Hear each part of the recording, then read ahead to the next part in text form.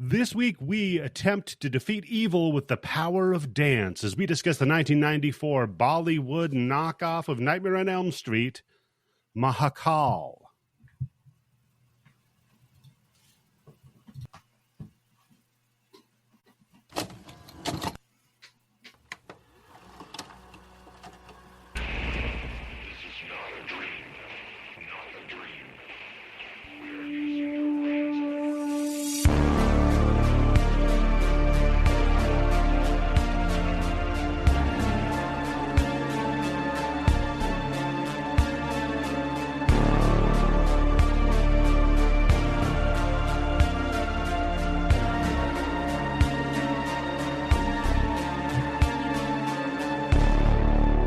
Hello, everybody, and welcome to the Bloody Bits Horror Show. I am your host, Eddie, the Axe Jefferson, and joining me, as always, my canteen boy, Mr. Tim Yobo. How are you doing today, good sir?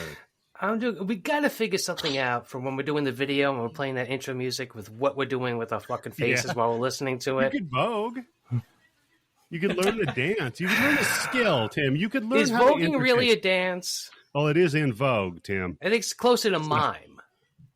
Which we're going to see some mime dancing in this movie. There is a little bit of mime dancing, not a lot of line dancing, but Tim, we are not alone today. No, we are joined once more by a longtime friend of the show, and probably the only person who would ever deign to bring this movie to our podcast, the co-host of the Grindbin podcast. Ladies and gentlemen, it's Bobby once again. How you doing, sir?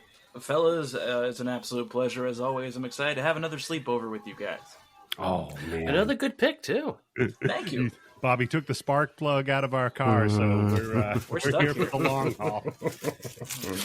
Very cheeky of her. We're going to be looking through keyholes. We're going to have a great time.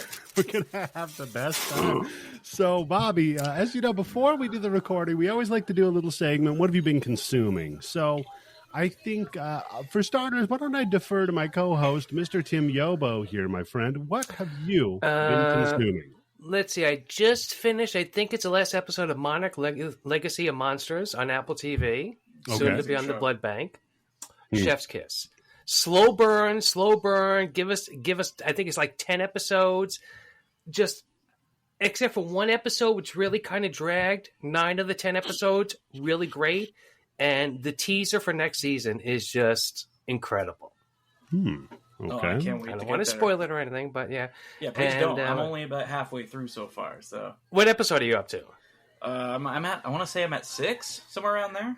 Okay, so I think episode 4 was the one that kind of dragged a little bit. So after that, everything else is picking up. Everything else is good. Yeah, certainly has. So I highly recommend it. Yeah, but it's on Apple TV, so nobody fucking watches it.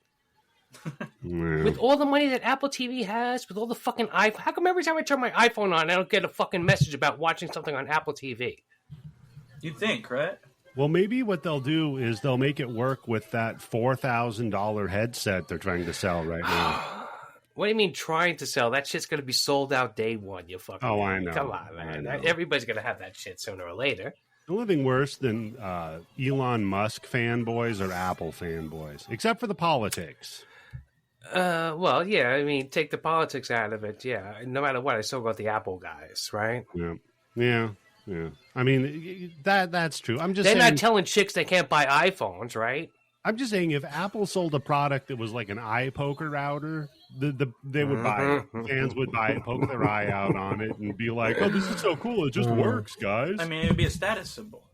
Eye circumcise. You got both of your eyes. They call it I minus I would be the name of the product. Okay. So, been watching your Monarchs. That's fun. Yeah, doing a rewatch of 30 Rock, which I said is really good. Fantastic show. Yeah, great show. Only like fucking some of those episodes like 23 minutes without commercials. It's like, holy fuck. That's just like crazy. Because the show's breezy. When you're not watching with a commercial, you can watch like fucking 10 shows in like an hour and a half. But in a world without commercials, streaming gets really bizarre for sure. And I'm almost finished with chapter 1 of Baldur's Gate 3. Oh, look at you, I'm ready to buddy. go into the Underdark, which I tried that one time. I got stuck in the fucking arcane tower. I couldn't figure out what the fuck to do with a goddamn elevator. Bobby, how much would you pay to watch Tim Yobo and listen to him playing Baldur's Gate 3? Oh, no, how about this? No object. Now, how about this? Me and my friend Val's playing it, where he's playing a berserker, where his only thing is to smash. And that's it. No matter what, smash. Well, So yeah, about that. That's pretty much about it. Until I think about something later on that just comes to mind. But got you. So what about you, Bobby? It's been a minute since we've been talking to you. What have you been consuming since then? It has. My wife Mary and I, anyone who listens to my show knows Mary, we've been revisiting a lot of the 90s USA Network television shows. A while back, we'd gotten through all of Silk Stockings. I remember you talking about that. I was talking about that on another visit to your neck of the woods. After we finished all the Silk Stockings... Now you're on Psych? Oh, no, not Psych. We've jumped to Pacific Blue. Oh. Wow. And wow. We missed out on these things when we were kids. These seemed like boring grown-up shows. They're absolutely insane now at 40 years old to watch these shows. For anyone who doesn't know Pacific Blue, it is an elite group of bicycle cops in Santa Monica. In I want to say 95, 96 when that show started. Are they wearing shorts? Oh, the tiniest shorts. They were kind of going for a Baywatch vibe. But it was filmed in multiple cities in California. Added bonus for me, one of the places they filmed a lot of scenes is my own damn neighborhood. Oh, wow. That's got to be a trip. So maybe we can see it in the background, right? Somebody's riding by on a bike. They do a bike drive-by. Literally, there's a bike chase across like the green belt that I walk across to get to my car every morning. And there's like an old market that hasn't been in service for years and years in my neighborhood. Like someone lives above it. But like one of the very first episodes, someone's robbing that market. I was like, son of a bitch, that's outside my house. But what was amazing about it being an early to mid 90s show is like the technology. They're talking about these rad super bikes they all got, $5,000 a piece. And there's an episode where they get bested because somebody has a motor on their bike. Like they're chasing some guys. Wow, that's cheating. Yeah, these kids switch to the electric motor and they beat them up a hill. And what can you do? I can't pedal up this steep hill. Yeah. But yeah, wild ass show though. Like it's amazing trash television. So that's mostly what I've been doing in my free time is working my way through that. I'm about 3 seasons in. I know come How many season 4 seasons are there? shit goes awry. I think there's 5. And fucking USA shows just went on forever and ever and ever. It just never stopped. It was always on. Yeah, there you go. So I'm back in the blue. That's what I've been considering. Okay. So you've got, there's a fair number of other series that you could pick up from USA. Where should I go from here, Eddie? Jeez, man. I'm going to be gotta honest go with Suits, you. right? Suits. That might be too recent. Which one? You know what? I don't remember. Which network What's the one with the white guy and the black guy who have to team up to do something? That's Psych. Yeah, that's the only like 3 other shows on USA. The only show they ever did that on, Tim. No, you know what I was going to say? Maybe you stick around the year we're covering, 94, but maybe you skip to a different network and you do some Thunder in Paradise. Oh, hell yeah. Airwolf on the seat. The WB? No, I think that was TNT, right? Oh, yeah, it was Turner TNT. for sure. Yeah. Because, it was Turner because of Hogan. Yeah, because you got Hulk, yeah. Well, not Hulk. It's probably on Marvel TBS. owned the copyright to Hulk back then, so he had to be Hollywood. That's true. Oof, yeah. How funny is that? He couldn't even go by his own stupid name. Jesus Christ. So okay. So that's fun. That's a fun. Why did you pick USA Network shows in the 90s? It was just it was a high conversation my wife and I were having one night. Okay, there you go. About about seeing all these ads for USA shows because anyone who's ever heard me speak knows I'm a massive wrestling fan. So the WWF was on USA Network, and there was always coming up later Silk Stockings and that's Pacific how they Blue. fucking got you. They got you with the lead-in of fucking wrestling. But that's the thing, Tim. It didn't. Because I was like, I don't give a shit about that. Until now, decades later, I don't watch Now WWF, the nostalgia of watching the Pacific Blue. WWF is making you watch Silk Stockings over and over again. Yeah. See, they're playing the long game on me. Yeah, I'm sure that was the plan. Yeah, USA, yeah. We'll be around forever and ever and They were ever. up all night making this plan. Well, there's that old Buddhist expression that the world will be a better place when old men plant seeds for trees they'll never sit under. Maybe that was the executives at the USA Network. They're like, that we're was going the to last episode of Pacific Blue I watched. They stopped those guys.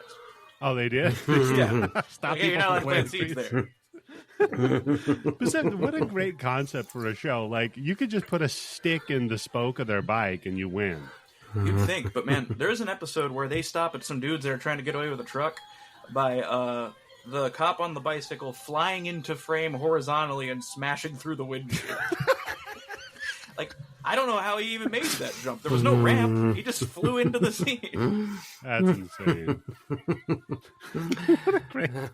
Imagine being the stuntman on that show. Every episode should just be this long. Oh, shit, there's a guy in a car. Hold on. Hey, real cops. Yep. Mm-hmm. Yep. Oh, man. Just go up some stairs and you get away from the cops on bikes. That's it. Nothing they can Stairs. do. They're very limited. Climb a ladder. That's and like it. when you have to call for backup, do you put the pegs on the back? I guess, yeah. No, they got to ride on the handlebars like they couldn't afford the pegs in the back, you know? Yeah, it's keep your legs up. Keep your legs up. Oh, there's God. no siren. There's just a baseball card on the spokes, so you can hear it coming down. Watch out, yeah. No, that's what the other the passenger is for. He just stands there and goes, siren, siren. So you have watched the show. Flashes. No, I could, maybe I wrote on it. Who knows? Oh, man, that sounds like a good time. We're still just watching Hell's Kitchen. We're still just awesome. on I think it's the current season of Hell's Kitchen. And it's so great because, like I said, there's this dude Jason on there. No one fucking likes him. He's been up for elimination probably at least 50% of the time. And that's terrible because there's 2 teams. So he shouldn't be up. That's good TV. Well, but he never gets eliminated because he's fucking everybody hates him. But you keep tuning in because this is going to be the week that the dickhead gets it, right? Nah, I keep tuning in because I think he's funny. To be honest with you. That's you, Eddie. So. Well, I'm talking about the rest of Middle America watching Chef's Kitchen. Hell's Kitchen. I don't know about that. I think a lot of people watch Chef's Kitchen, by the way, Tim. I think a lot of people watch Chef's Kitchen because they know how phony of a show it is. Yeah. I watched a couple of episodes of that fucking kids show with him on it, and I'm like, there's no way those fucking kids are cooking. I'm sorry. There's just no fucking way. There's no way you're going to tell me that fucking 7-year-old kid made the perfect fucking ribeye steak. Perfect. Then why are you watching the one with kids if you don't like it? Because it's just incredible to me how they're fucking editing it. You never see the kids actually cooking. You see them doing simple stuff, but you never see them actually cooking anything. You don't see that kid flipping the fucking ribeye steak back and forth to get the fucking perfect sear on it. He's not taking it out of the oven when he's doing reverse sear. And it's just the most fake fucking shit. It's just like, how fucking crazy is this? That people believe this shit. They gotta do the bad stunt double thing like an old movie. Like they do a wide shot and all the kids are suddenly a foot taller with their backs to the camera. It's just Chef Ramsay with his fucking shoes on his knees. They just cut to their hands when they're cooking, and you just see a dude's like a bunch of hair, like the Tom Savini hand. Oh, I'd love that. That'd be fun, man. Like lean into the fact that everyone knows it's bullshit. Like that'd be great. Yeah. There was one where it was a team of kids versus a professional adult chef, and the kids beat the professional adult chef. This guy's like 30 years old, and the kid's like, well, between us all, we have 1 more year experience on him. Wait, and there's one where the little girl, he got beat by the fucking kids. Quit the business. You're done. Yeah, how do you fucking go back to a restaurant? You're going to eat at that fucking restaurant? The second he got back there, the very first time he started cooking, they're like, never mind you, get the kid in here. Yeah. Get the kids, because the whole team beat him. Yeah. He only won 1 challenge out of the fucking 4. So stupid. Hey, is MILF Manor coming back, by the way, Tim? No, but there is a show called, it's not exactly called DILF Manor, but it's called For the Love of DILFs. For the Love of DILFs. It's, I checked it out. I haven't watched it yet, but it's supposed to be a gay dating show with DILFs. Right.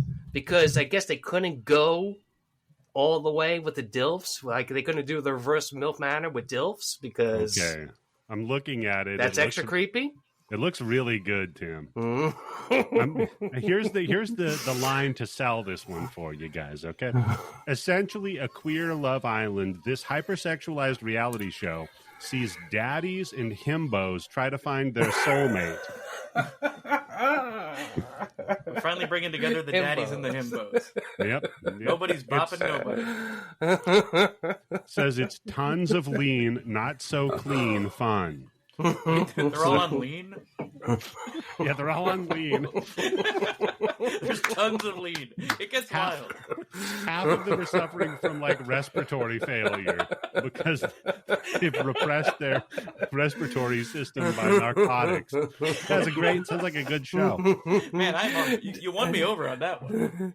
Yeah, because somebody saw it MILF Manor and like, we gotta do it with the dads. But they're like, no, there's no fucking way we could do this legally. Dude. It's just gonna be too crazy. How can we still work DILFs into it though? Bobby, man, I'll tell you what, I could give you from now until the end of our natural universe, and you would never guess who the host of this show is. No, I couldn't. You got Tim? No idea. No, who? Okay. I'll give you, I'm not even going to give you a hint. No, give us a hint. Come on. It's like, is it somebody who's like reality show TV famous? Somebody who used to be famous and now they're doing this? Somebody who used to be famous for being paid to have sex. Man or woman? Woman. The chick from Teen Mom? No. Bobby, you want to come in with the steal? I couldn't. The way you worded it makes me think you don't mean a porn star. No. So this was Stormy Daniels. Oh, okay. Wow, yeah. Stormy Daniels is surrounded by hosting the queer reality show about Dill. See, look, man. All those people on the right, they were right for a reason. She was doing this just to get herself built up in a career so she could be the host of Love of Dill fucking Manor or whatever the fuck. I love that. There's not a straight guy on the island. There's really just water everywhere, but not a drop to drink. Just all these hot dudes, and none of them are interested. Just zero interest in her. She's walking out there with her titties popped half out. Everybody's like, and they're just like, "Slay Queen, yes." Yeah. No, is anybody? Yeah. They're like, "That's cool. Can you leave now or something? Can we give us some privacy, please?" Look, man, there's not enough lean on this island for me to fuck you. So. I'm gonna need like some extra lean. She does win though the worst blowjob story ever. Yeah. Mushroom, come on. Oh, that's true. She also had sex with. No, that was Air Force Amy. I keep confusing them. Air Force Amy was the other one from the weird bunny ranch. I think I remember hearing about that. Which one is that? Because I remember watching the show on HBO and thinking, damn, I got to get out to fucking Nevada. She's the one. Tim, you used to listen to the Stern Show. She's the one that had sex with Eric the actor. The only Eric I remember is the one with the funny voice. That's not the actor, though, right? Well, no. I pitch Eric, yeah. Yeah. No, this guy was the guy that suffered from dwarfism in some stuff that like made his feet twisted around the wrong way. All right. Yeah. He's coming or going. I love that now Howard Stern, by the way, is trying to be like a classy entertainment guy. When he was like, listen, we got two guys taking a shit for 24 hours. We're going to weigh it. And we're going to see who shits more. And while they're doing that, my grandma's going to ride the Sibian. Yeah, exactly. Oh, man. Oh, man, that fucking syndicated show that used to be on UPN at like 11 o'clock. The half an hour shots of the video shots of that show. Jesus fucking Christ. Yeah. Yeah, we're going to have a naked woman in here for my radio show. After that, we're going to have a ventriloquist act. Yeah. I mean, yeah, sure, it worked. You know what else worked, Tim? The movie that we watched for this week. Now, what a transition! Thank you, Bobby. Yes. Yeah, thank you, Bobby. You know, I think I might have pronounced it properly in the intro. I'm not sure. Marrakesh. Marrakesh. Yeah, Marrakesh. Exactly, Tim. No, I think it's Mahakaal. Mahakaal. Mahakaal. Mahakaal me by your name. Oh, my God, Bobby. Yeah, of course. With his physical copy of it. Oh, I forgot to mention. And the glove on, too. Look at that. And the glove, yes, the replica of the... No, that glove doesn't look as good as the glove in this movie, Bobby. I'm sorry. Oh, Which one? There's so many gloves in this fucking movie. The one that hides behind my alcohol. I forgot. I should mention. I ordered my one of my favorite. I don't know what to call him. Entrepreneurs of film, maybe Neil Breen. He's got his new movie coming out to DVD, by the way, not Blu-ray. Cade Crossing. Man, what a jump in technology. It just went up for sale for $33 on his website. So of course I bought it. A DVD for $33? Tim, that's fucking expensive. Holy Tim, shit! I'm going to give you the premise of this fucking movie, and you tell me you don't want to watch it. it. It's Neil Breen. I remember he eats tuna fish out of the can for fucking 8 days in a row. Yeah, that's true. Now here's the premise, Tim. Tell me you don't want to watch this, okay? Okay. An identical AI twin brother restores an old mysterious mental asylum. He takes it upon himself to mystically train the patients as warriors for humanity and justice. So, yes, I want to see it. Yeah. Okay. So we've got a little bit of the Matrix with an identical AI twin brother, I guess. I guess a whole Session 9 in there. Sure. Yeah. I was going to go Dream Warriors. I'll give you that. Yeah. Yeah. So I should be getting that in 3 weeks if I didn't just sell my credit card information to some Chinese company or something. Oh, you definitely did. This is like when I tried to buy Blood Circus from Santo Gold. Oh, yeah. A schizophrenic does acid, and he sells a DVD for $33.99. That's literally the barrier, Tim. If you want to get your show on Bloody Bits, be schizophrenic, do acid. Oh, we're going to do the movie? Oh, yeah, of course. Come on, we got to be able to get him on. You know what? I've tried. We already did one of his movies, right? This will be the second one. I've tried reaching out to him, Tim. I may have to reach out to him. Have you tried psychically reaching out to him? How have you been doing it? Yeah, that's a good point, Tim. I'll get some tarot cards. Maybe get your AI. Get AI Eddie to reach out to him. Tell him this is Eddie's AI twin, and he'd really be interested in interviewing the both of you. the four of us will have a great time. I love the fact that the star of the movie is I suppose, the identical AI twin brother, and it never says of who, never refers to. There's no context. It's fantastic. What's a Neil Breen movie? Who the hell is he going to be the AI brother of? I don't know. But so this is shouts out to our buddy Diamondback Manhunter, a.k.a. Dave. He's definitely going to have to be on that episode. He's our Brainiac. So he can reach out to Neil for us, yes. Yes, yeah. So, Bobby, when I reached out to you to say, hey, come on our show, it's been a minute. We need something from 1994, and we're playing a little fast and loose with the rules. I understand that, but... You picked this film. So, first of all, what is your history with Mahakaal? As you fellas know, as you all know, I'm the Freddy guy. I'm the resident Fredhead. I'll reach out and watch just about anything tangentially related to Freddy Krueger. I found out about this, I want to say 15 years ago, when a DVD popped up at DVD Planet. Okay. It was a store in Huntington Beach, California. Had a robust foreign film section. I found an old DVD of it, and I coveted that. It was like, this is wild. I didn't know there was up on his body. A 2.5 hour. Yes, he did. Uh-oh. Look at that. Can you hear me? Yep.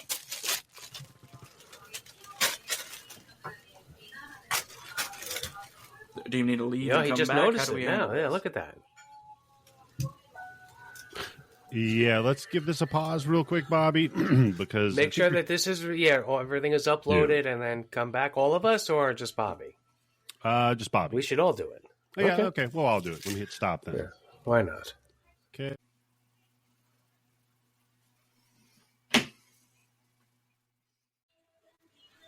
And we're back. Okay, Bobby. So tell us about your history with Mahakaal. Do you have this on physical media by any chance? I do, actually. I have the Blu-ray. I once had the DVD. And I found it on a whim. I was wandering through a DVD store called DVD Planet. They had a big, robust foreign section. That's where I found E.G. the Killer. That's where I found how great were those sections? Man. I missed that shit so much. Yeah, that's incredible. How many fucking gems you found by just going through and like, what the fuck is this? This guy got his fucking lips stapled together. Let me get this fucking movie and watch it. Exactly. And of course, my being a lifelong Dad in the Wolf Fred head, I saw this the guy on the cover, this clearly Freddy Krueger guy on some movie called Mahakaal. Only he had a mullet. Yeah. I was like, I gotta check this out. And I was not sorry to have found it. He has a mullet, but no tongue. It's weird, right? Like, we did a Freddy movie where he doesn't speak, but we'll talk about that. But to what you were saying, Eddie, about playing it fast and loose with the years, technically not. Because this movie was shot in 88. Had a premiere in like late 93, just like one screening, but actually was released in India in 94. Okay. So this is technically a 1994 movie. A 94 movie by way of 1988, Tim. Yep. No, it doesn't matter when the movie was started production. It matters when it comes out, what year it comes out in, right? Yep. So, that's not cheating. We don't date a movie when the guy had the idea, right? No, that's a very good point. But yeah, this is one I've been waiting for you guys to get to 94, so I could show you the magic that I knew 15 years ago. Yeah. So let me ask you a question, Bobby. On the DVD, were there subtitles, or was it like dubbed, or was it just you were just watching a fucking Freddy movie with just people speaking in Hindi?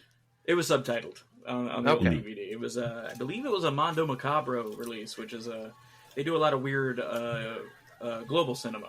That's their whole deal. But I guess they lost the rights to it at some point because the Blu-ray was put out by Massacre Video. Anyone who wants to check that out. It's pretty bare bones, but at least it's been upgraded. Yeah. So, Tim, I'm assuming, of course, you've never seen this movie before. Not only do I own the original DVD, I actually have this on 16 millimeter. I have the original soundtrack. Because I love the fucking music in this movie. It's incredible. I don't know where I've heard it before, but I was just like, wow, this just really brings me back. I don't know. Something real catchy about it. Yeah. Especially the scene in the college where her dead best friend in the body bag. They even do the fucking arm flip, too. I'm like, you know what? Yeah. Chef's kiss. The fucking ball. Come on. Come here and fucking sue us. See what you're going to fucking happen. What are you going to get? I mean, this film was made with the budget of like one of the aisles of a Spirit Halloween, basically. And it seems like that's where they filmed. I think it's done pretty good. No, it for what it is fantastic. Absolutely. So I think we'll give them the caveat. We'll give them the warning, right? Go watch the movie first. Yes. Right. Absolutely. Tim, can you concur?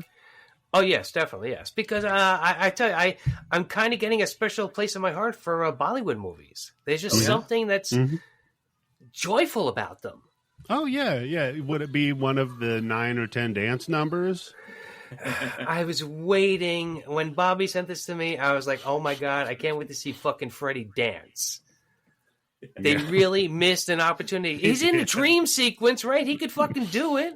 It should have been the one time he speaks. He should have just broken into song. So, Bobby, that's another thing we were just talking about. So one of the hallmarks of your Fred Krueger's is he likes to kind of bebop around and make a lot of puns and tell a lot of jokes. You get none of that here. No, this guy's laughing. He's telling jokes in his head, then he's laughing at them out loud. Yeah. Yeah. He's just muttering stuff to himself and then cracking himself up. He's like, I get it. He's kind of like if you took all the one-liners away from Dr. Giggles. You know? And he was literally just Dr. Giggles. I do have to say, though, as soon as I saw him, because you see him very clearly, very early on in the movie. Yeah. As soon as I saw the glove with that mullet, I was sold. Yeah, he has it's a sweet, like, 80s mullet, you know? I have him in my notes as John Kruger Mellencamp.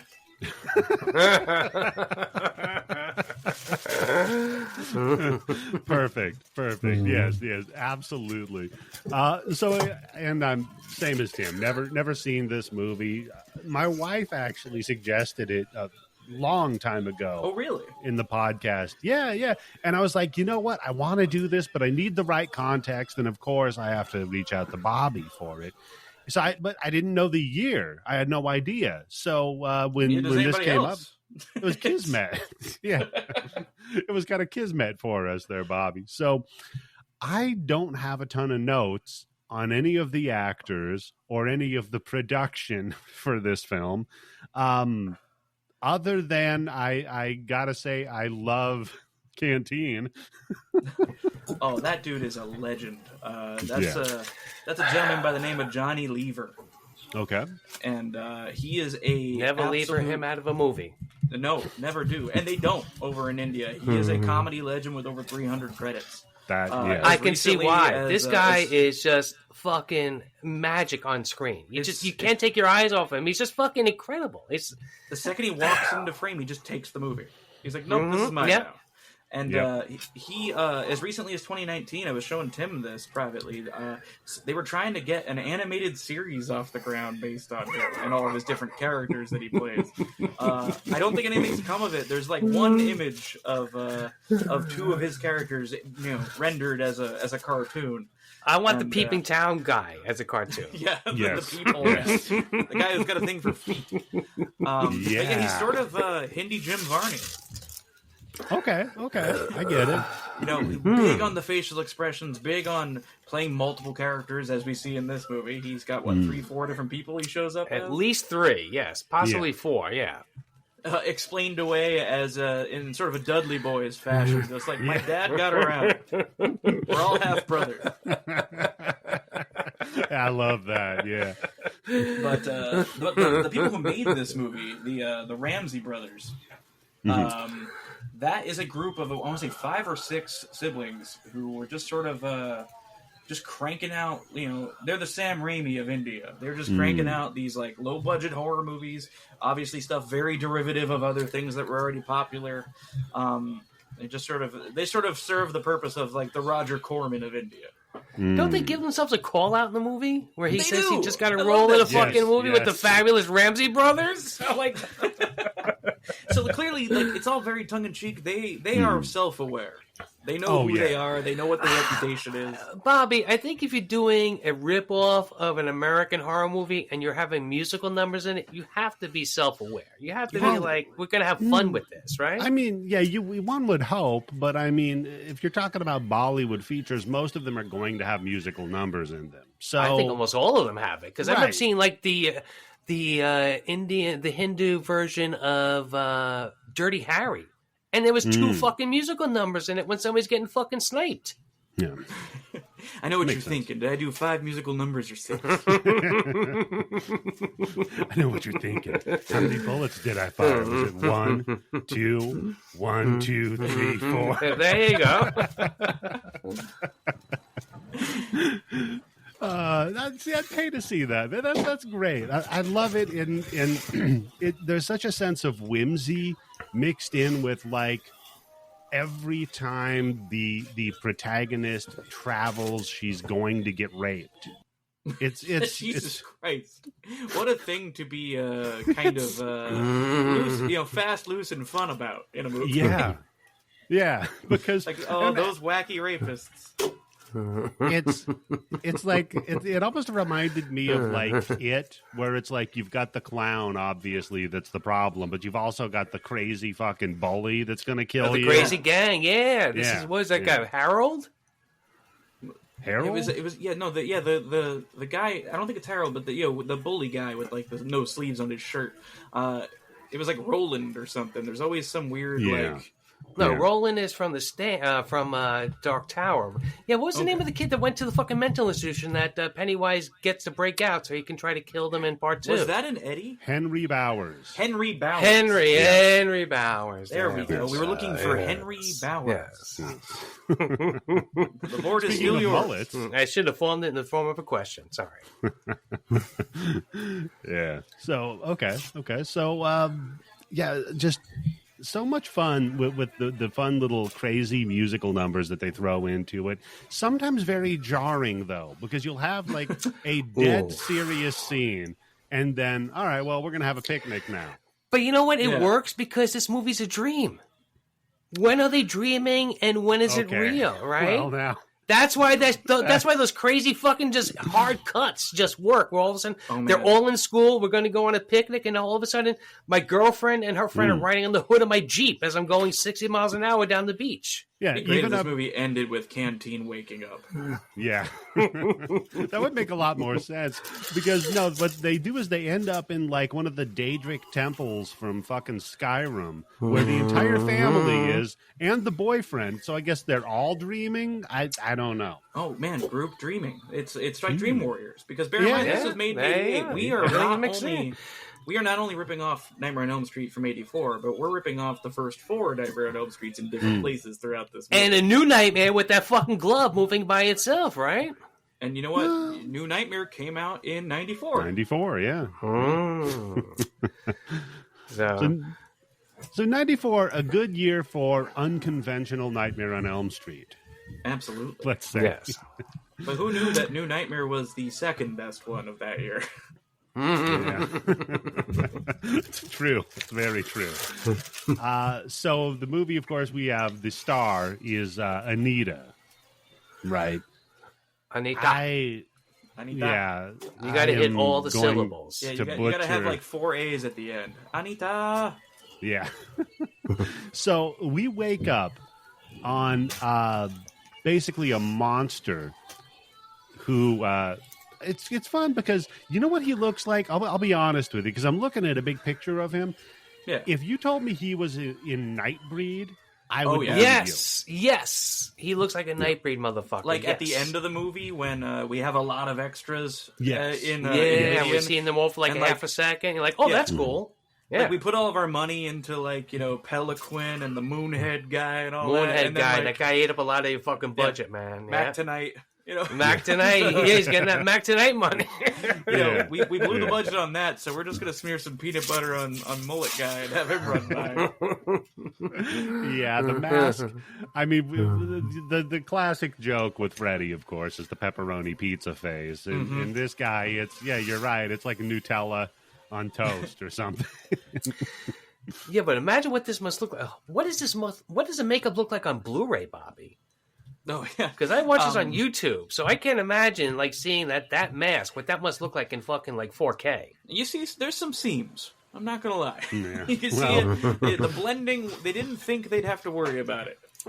Yeah. So she's running down this Spirit Halloween aisle with all these chains swinging back and forth. Oh yeah, and how about that music? It's like it's familiar. It's off by like 2 notes. Like I feel like they're gonna cut to Vanilla Ice in a chair going. I was just gonna say they got Vanilla Ice to do the soundtrack. Yes, really produced by Vanilla Ice. Vanilla Ice in the Freddy sweater going. It's not the same. Yeah, that's how he could have made some money. He just licensed out his name as a producer with all these rip-off movies for the soundtracks, right? Yeah, make that his thing. But one thing I liked in this layer, in this hellscape, the dream world, is that like giant skull made out of bodies. That sort of like the. It looks like Freddy. It looks like Freddy with the fucking hat on his face. It should have started talking like a Zordon head. Yeah, I was going to go with Evil Olmec from Legends of the Hidden Temple. I could see some of that played off in there. It's a very good prop. Or what if like Freddy was franchising out like internationally? Okay. Regional Freddys. Yeah, I could see that. So he's chasing her down this hallway. There's all these cabinets flying open. Sneaks up behind her, puts her in like a wrist lock, which she shakes kind of loose from that one. Then gets grabbed. Like the Freddy in here is not nearly as efficient as most Freddys we've seen. Any iterations. He just got the franchise, man. Give him a break. It's fair, right? Yeah. He's working his way up. It's not like, like there was a whole, like he was able to do like a year internship under Freddy. Yeah. Dude hasn't even gotten a sweater and shaved his head yet. Like he's still... No. Some shit just doesn't translate in the fucking manual. No, that's true. Because his look is more like... He's kind of going for almost like a Candyman looking outfit. Yeah, he's got... That coat looks itchy. Like yeah. He's got especially on Blu-ray, seeing the texture, you're like, God damn, he must have been sweating balls under that thing. Yeah, it did not look comfortable. That's for damn sure. So he reaches between like some pipes, and then the girl can just kind of like move away because he's stuck behind the pipes. but he could have reached I'm so over. bad at this. He could have just reached over the pipes or turned into the pipe. I don't know. It's Freddy. He controls the entire dreamscape, right? So, whatever, though. No, it's not Freddy. I forget. Technically, this is not Freddy. This is John Kruger Mellencamp. We don't want to get sued. Yeah, I mean, we don't mind if Michael Jackson sues us, but Freddy, he's got deep pockets still. Well, he is from a hell dimension, so he probably knows a good lawyer. Please tell me that guy did like a fucking Pepsi commercial in India. Please, come on, he had to, right? That would be very funny. The guy that played Canteen, Johny Lever. Yeah, I mean, he was tailored. He is a superstar over there. Yeah, I mean, I can imagine he's instantly charismatic when he's on the screen. It's just incredible. It's really, I can't, there's very few people that as soon as they come into a movie, it's just like, that's it. They've taken over the movie.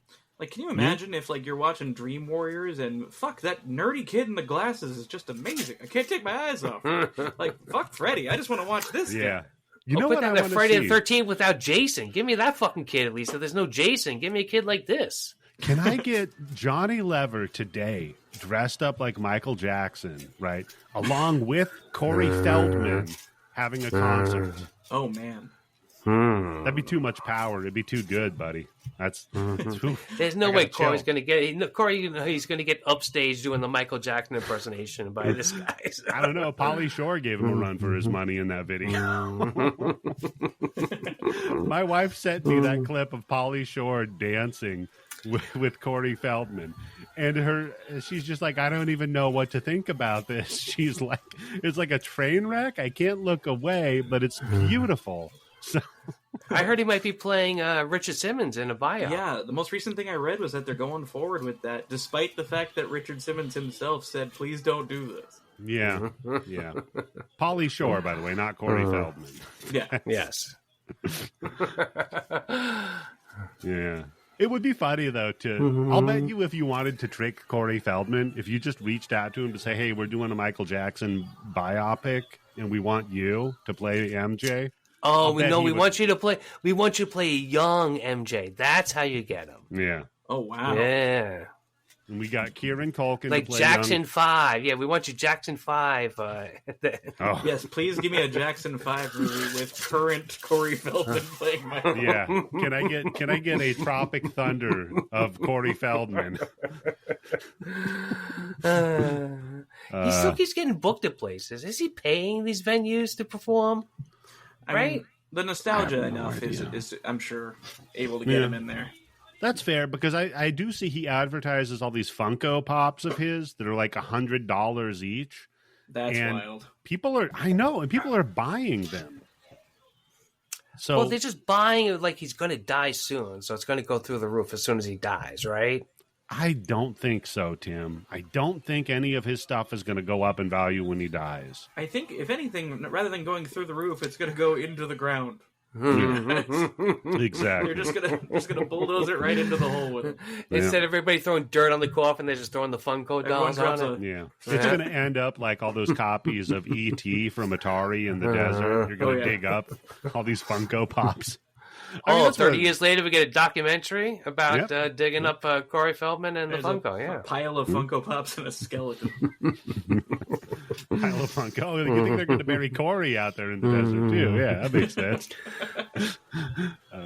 And we can, dude, and then you do the documentary, like Stand By Me. So you're like, guys, want to go see a dead body, and it's Corey Feldman. Oh wow. Shit! The remake. And it's all come full circle. So she gets swiped by not Freddy. And then it appears, because the glove pops off of him and then chases her, then it appears it just pops up and he stabs her in the stomach, and that's what wakes her up. Now, Bobby, typically in a Freddy nightmare, if you get glove bladed to the stomach, you're dead. Done. I mean, we've seen it happen multiple times. Rick went out that way. Kincaid went out that way. Will went out that way. Like, all through the series. If Kincaid went out that way, then Anita had to have gone out that way. Yeah, but she's the star of the movie. Fair. Plot armor. That's true. So she wakes Nancy up. went out that way. Yeah, that's a good point. Yeah. Speaking of star of the movie, good point. So, no, she just wakes up and she's just got an arm scratch. Yeah, that one happened. Woo, good thing about the other one. It's a good thing the other ones were fake. That would be pretty funny, though, if by the end of the movie she realizes she's been bleeding the whole time. Like, oh, shit, I should have done something. She just had like a slow leaky gut wound the whole movie. She's getting paler as the movie goes on. Does anybody else feel kind of strange right now?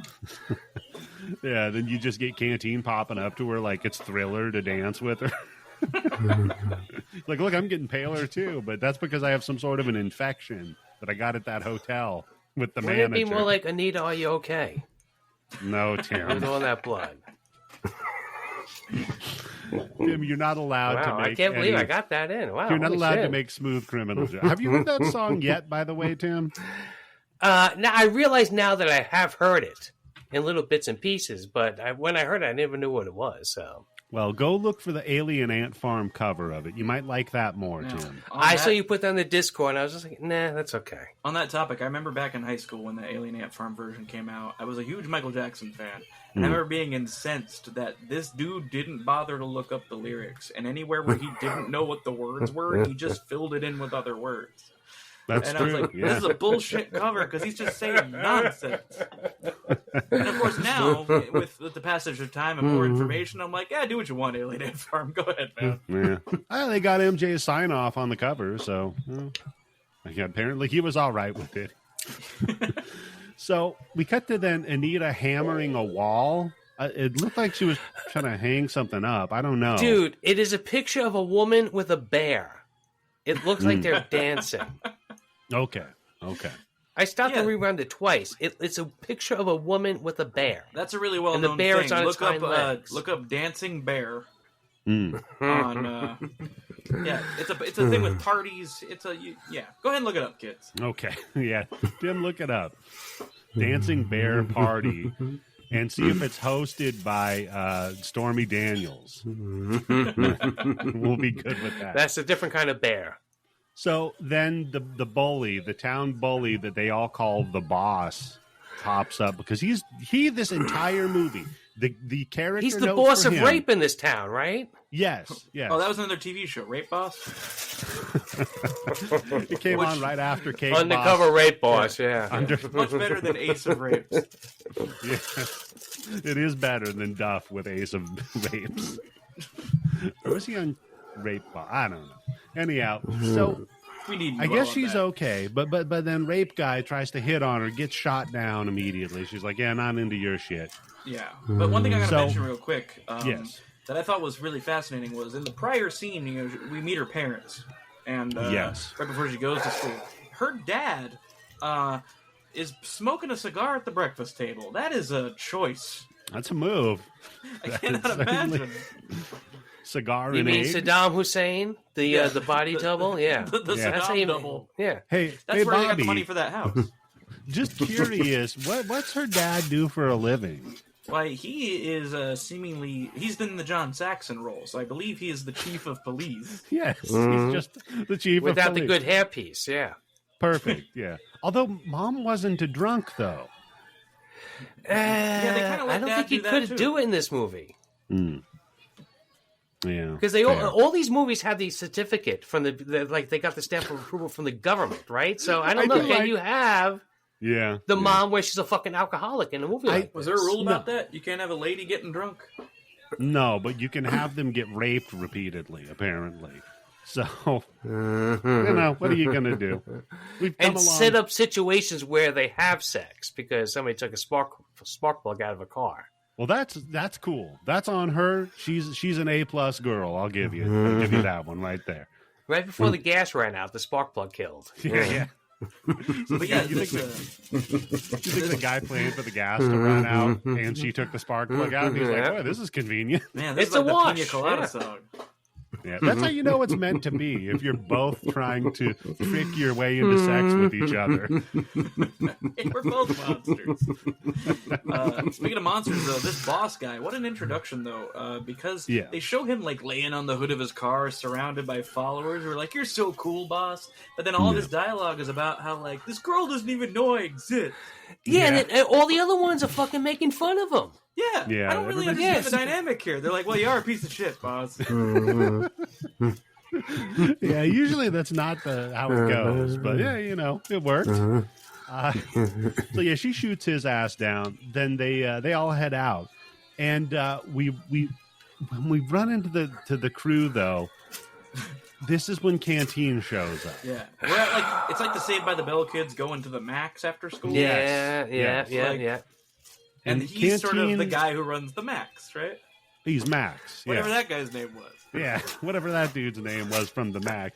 Except instead of performing chicanery and sleight of hand, he kind of makes Michael Jackson faces pretty well, I might add. Well, he sees a Michael Jackson poster, and then he becomes possessed. He spins by around Michael, and turns into Michael Jackson. Yeah. Did it knock you guys out of your chairs when Thriller suddenly hit as this dude ran in? It's pretty good. I got to admit. That's why I love the soundtrack to this movie. It's perfect. Yeah. But you could tell he's a party too, because he's like, "Hey, everyone, drinks are on me." Because what was the reason that he was so happy? He just got a phone call. Because he got a part in a movie. Yeah. Yeah, he got a phone call from the fabulous Ramsey brothers, and they're going to put him in their next movie because they think he's going to be a star. And then he breaks the fourth wall and gives us Blue Steel. Yes, he does. And the camera, I love this. The camera, like Raimi zooms in on his face just so you can do the Yeah. So yeah, we get it early on here. Okay, he's the comic relief, right? In a movie about a Freddy, where Freddy usually is both the killer and the comic relief, we have Canteen, and you know what? I'm not hating it. No. Well, I haven't seen a ton of Bollywood movies, but there's usually always a character like this. Because even in that Dirty Harry movie, his partner is almost like the same guy, basically where he's peeping in on women getting dressed at the same point too. Like that's a fucking I don't know, like a fucking theme in these movies where that's funny. It's kind of like how the rules of Giallo, like you need it to be a murder mystery. You need you need there's usually some kind of disgraced protagonist, stuff like that. You need to have a peeping partner in these kinds of movies. Like you need to have someone who's a clown. You need someone who's just going to be a complete wackadoo. You need a love story. It's you need to check all these boxes for it to work in this genre. Yeah, I think like Faustus said with that Bollywood movie that you did on the Grindbin, Lottie, whatever. Yeah, where it's like these are movies that you have to have everything in it. Yeah, I don't know. So, who knows what that started, right? But you have to have everything in these movies. That's why they're 3 hours long. That's why you get dance scenes, you get comedy, you get a romance, you get a thriller, you get all this other shit. And a rip-off of a Hollywood movie. Yeah, you get your fucking money's worth with a Bollywood movie, man. Yeah.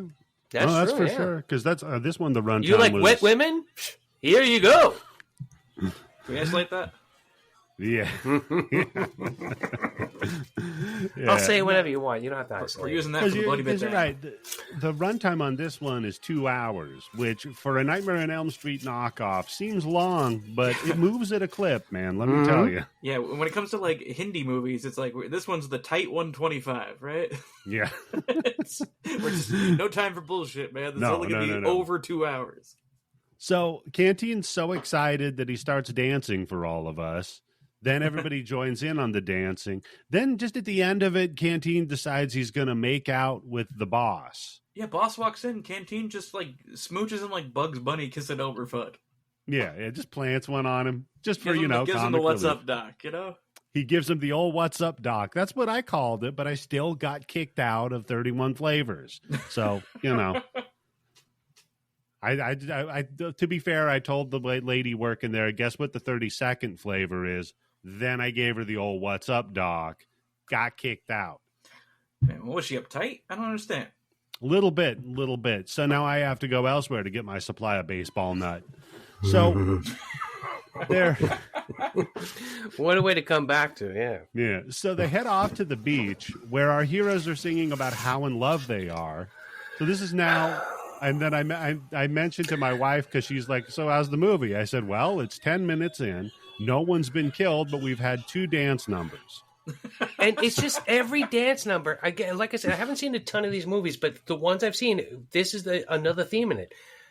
They're doing a dance scene. Mm-hmm. They're singing and dancing, and the woman gets wet from head to toe. It starts raining. It's always something going on with... I mean, I know what it's supposed to be. It's basically whenever they're doing these scenes and stuff like that, they're supposed to be fucking, but they can't show them fucking in these movies. So this is how they're doing it. But it's just like, holy fucking shit. That's why I say, if you like wet women, see, you don't have to isolate it. I'll say it again. Mm-hmm. We're on the wet women. Yeah. In this Freddy knockoff, yeah. But I do love that Boss. By the way, Boss's name is Radier, I think. Yeah, but they all just call him Boss. I think only the teacher at school calls him by his government name. Yeah. That teacher who's slapping the shit out of everybody. Oh, Jesus Christ, yes. We need teachers like this shit, man. Come on. Tim. Yes, we do. I went to Catholic school. I went through it. You should go through it, too. So if you want to turn out like Tim Yobo, smack your kids around in school. So I do like that Radier, though, while she's dancing, is staring at her boobs. So, and we get to Can see I say that. this? Yeah, you can. She's thick.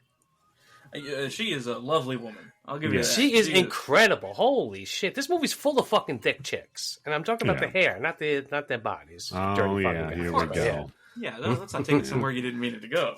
Yeah, right. And they put her in some great outfits, too. That's for sure. Yeah. They, and they know where to point the camera. We're getting our money's worth, yeah. Yeah. Well, so this is like Bollywood Porkies. Yeah, that's really what this is. No, Tim, I'm really, really glad that Mahakaal didn't have any glory hole scenes in it, okay? You know what, the gym teacher jerking the guy off to the gore. You just imagine something that looks like a slightly too thick Slim Jim comes popping out of a hole in the wall, Tim. I recognize that penis. It had a mold that looked like Ganesh on it. Snap into it. You broke my cock, you son of a bitch. So, anyhow, Nightmare Girl tells Anita about her dream, shows her the wounds, and that worries her. She's like, oh, I'm all freaked out. Well, time to go to bed. Then, now these women are in college, right? Yeah. And having their mothers tuck them in, which I think is a fun choice to make. Like, my oldest kid's 12. I still tuck her in to bed. When she's 22, I think I might quit doing that. Do you do what her mom does in this instance, though? Because she tucks her in and goes, anyway, your dad and I are having problems.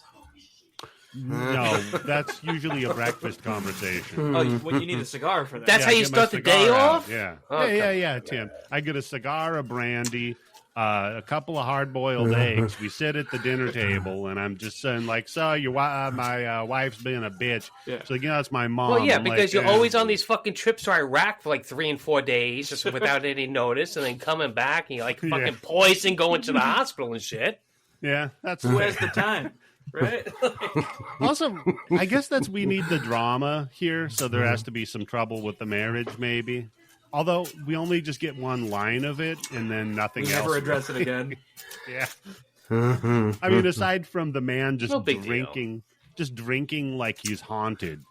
Right, because after she says that about like some gigantic bottles of whiskey too. Yeah, he's drinking from a novelty-sized bottle of whiskey while staring at a portrait on the wall of a little girl. Yeah. Yeah, I think he got the bottle of whiskey from the same place you got the crayon that's like 4 feet tall. Yeah. Yeah, this is like the bottle of whiskey you pick up in supermarket sweep. Yeah, exactly. Oh, that's a bonus bottle of whiskey. I'll say it is. Glug, glug, glug.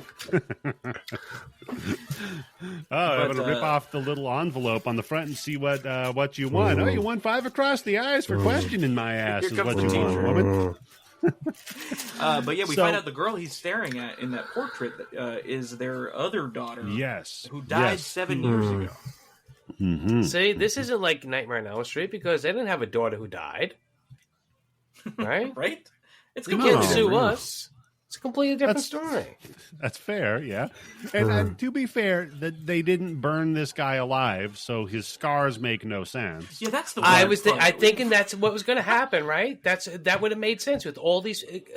I mean, if you're going to go, you're going to do it, right? You're ripping up the fucking music. Yeah.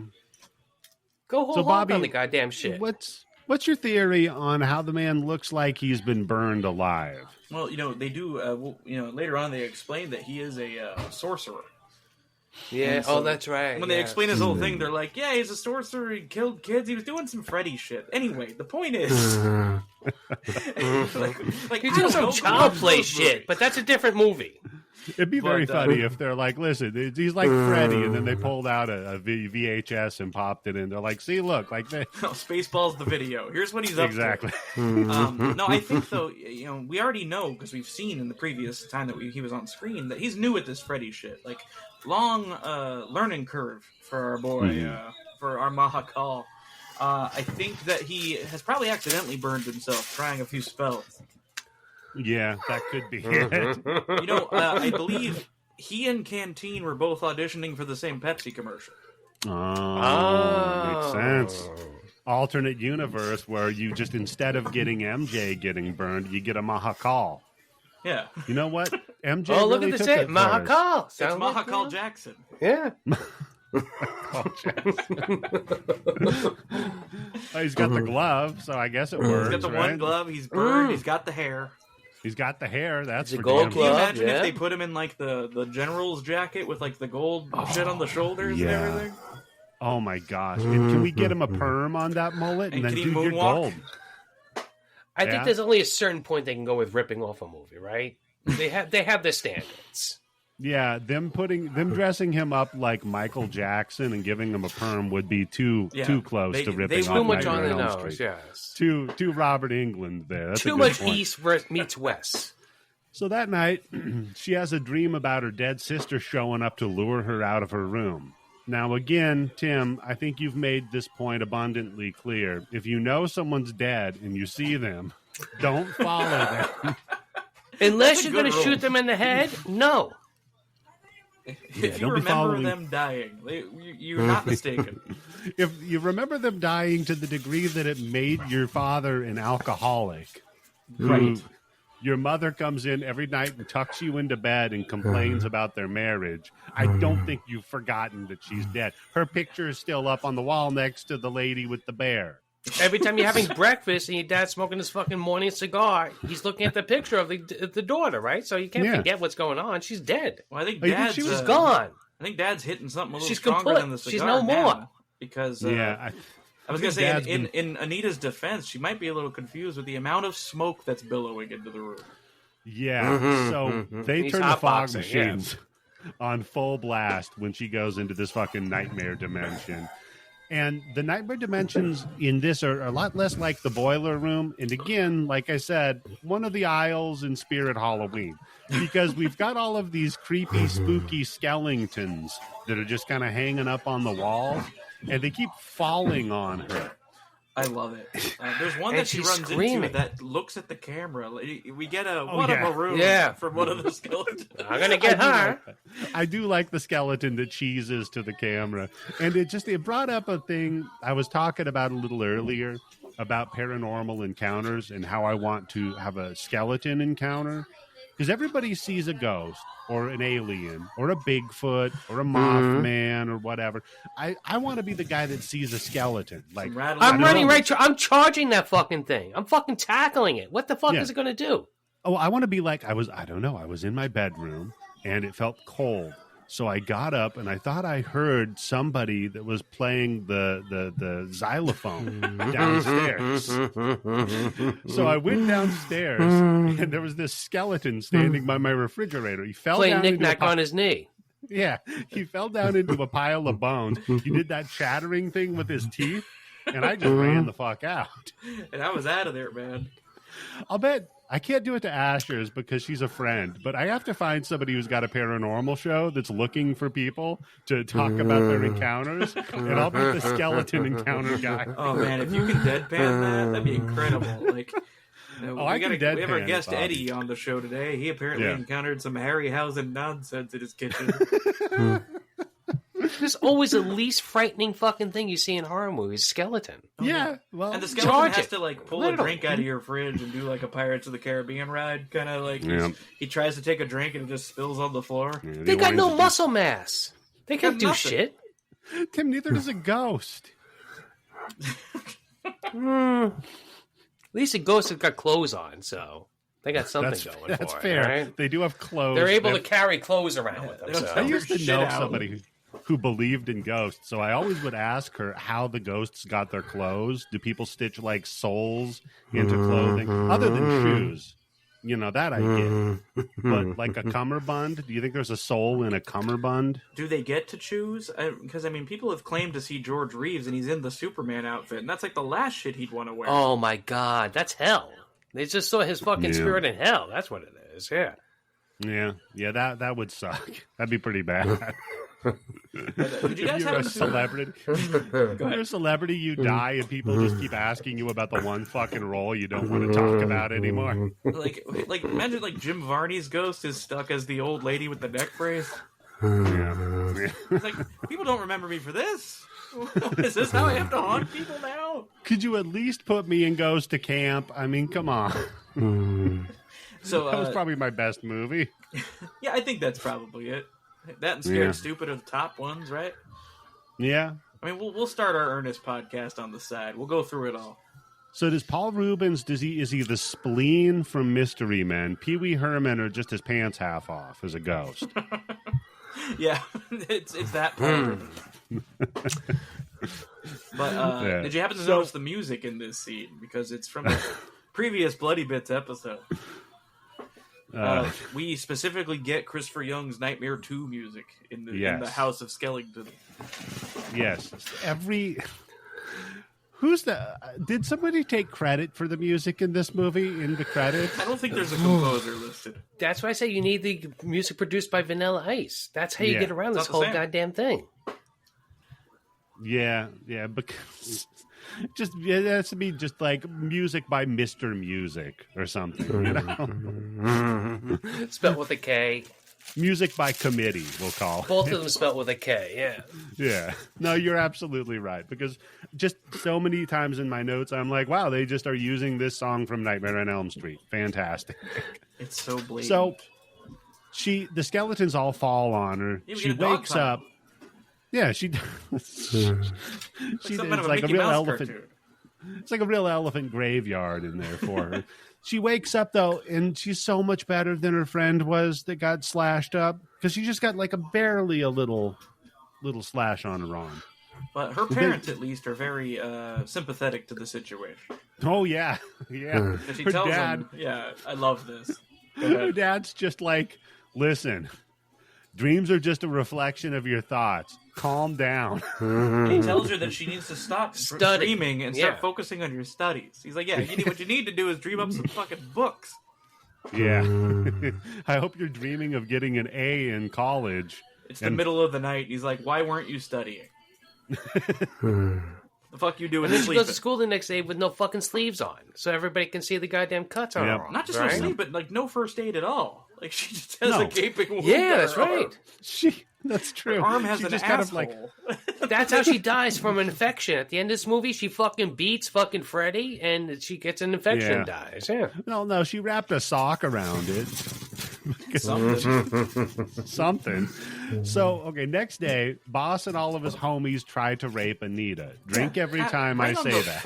In the middle of a fucking day. In the middle of a fucking park. It's not even like an excluded area during the night or anything. No, it's not a park. It's on the school campus. School grounds, Yeah, it's at the on quad. The front lawn. We're in the quad. It's lunch. Yeah, we're in the quad. It's lunch. Might as well rape Anita. But the boss, at least he's funny with his rape, which you don't often get. Because he says, hey, we got to get her wet first. And then he goes and he cracks open a fire hydrant. It just starts spraying her in the crotch with a hose. I mean, what a move. I mean, chicks always say they like a guy with a sense of humor, but this guy wasn't getting any action. But that's the kind of executive thinking that makes you the boss. That's true. That is very true. He is definitely a doer. That you can definitely say that about the boss. He won't do anything that he wouldn't ask anybody else to do. Yes, but tonal shift, you guys, because here come the boys, not the rapists. No, but Param and Prakash come running in and like Streets of Rage these motherfuckers. Okay, I have in here. Here's our action scene. Yeah, I have in here. We get a street fight, One guy brought a miner's pickaxe, ? Yeah, these motherfuckers are ready to kill each other. Oh, man. There's axes and pickaxes going on. There's fucking windows getting smashed. Yeah.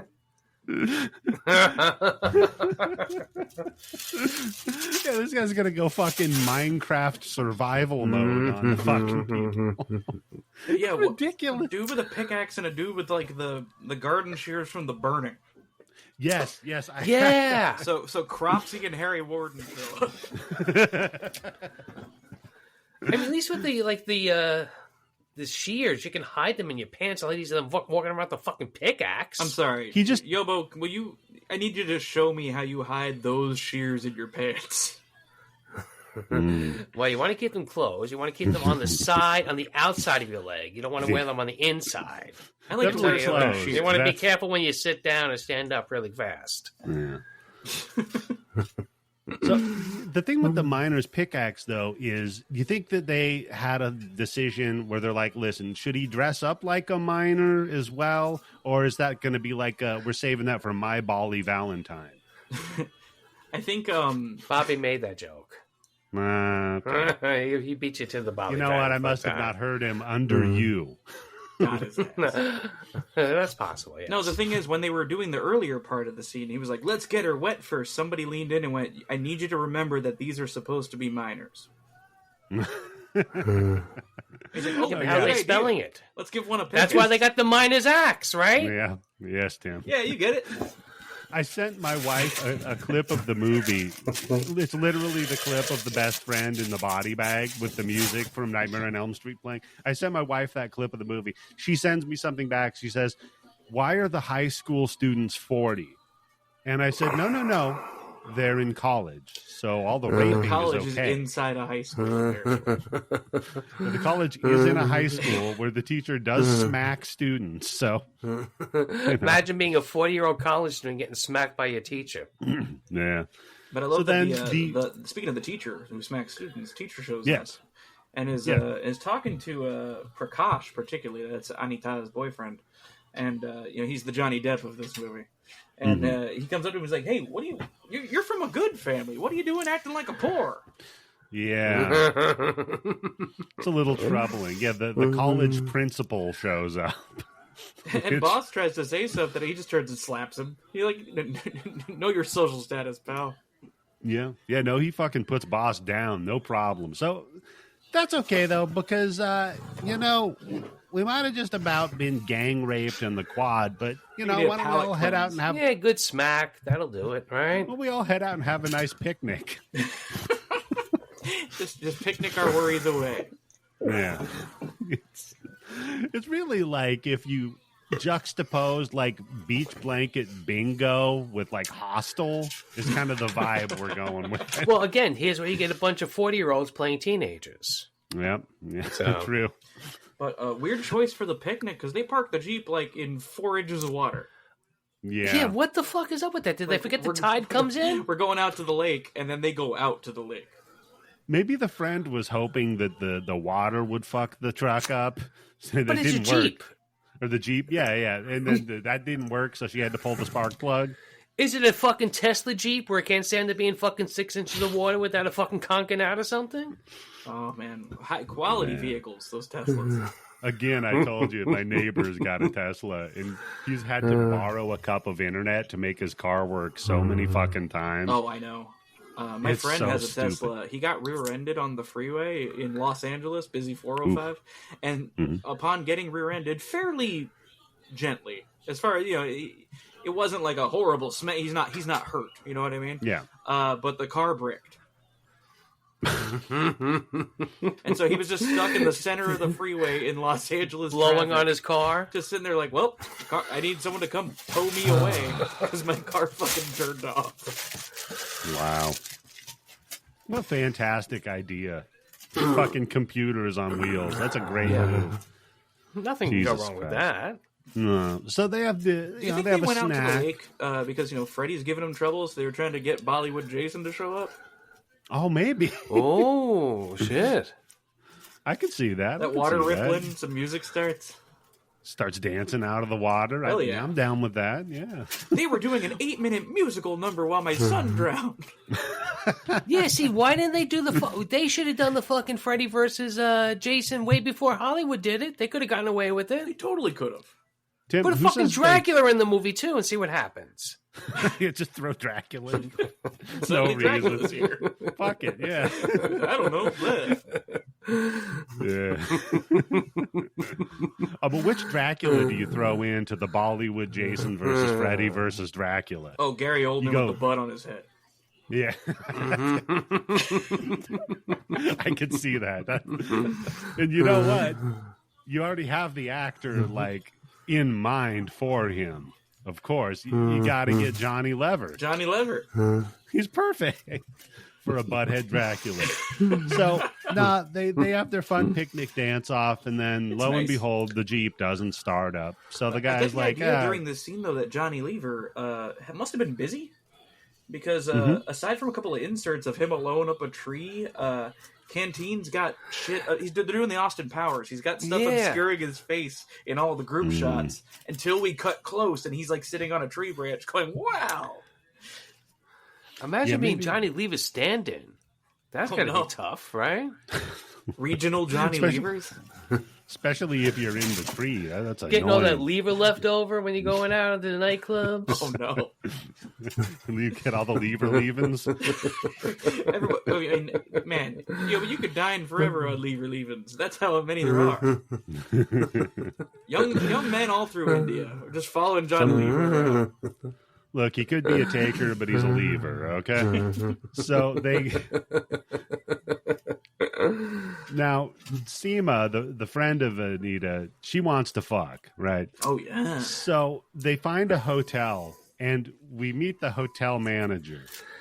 What a hotel manager, also played by Johny Lever. Spins around. It's Johny Lever with a Hitler mustache. The reveal, yeah. Yeah.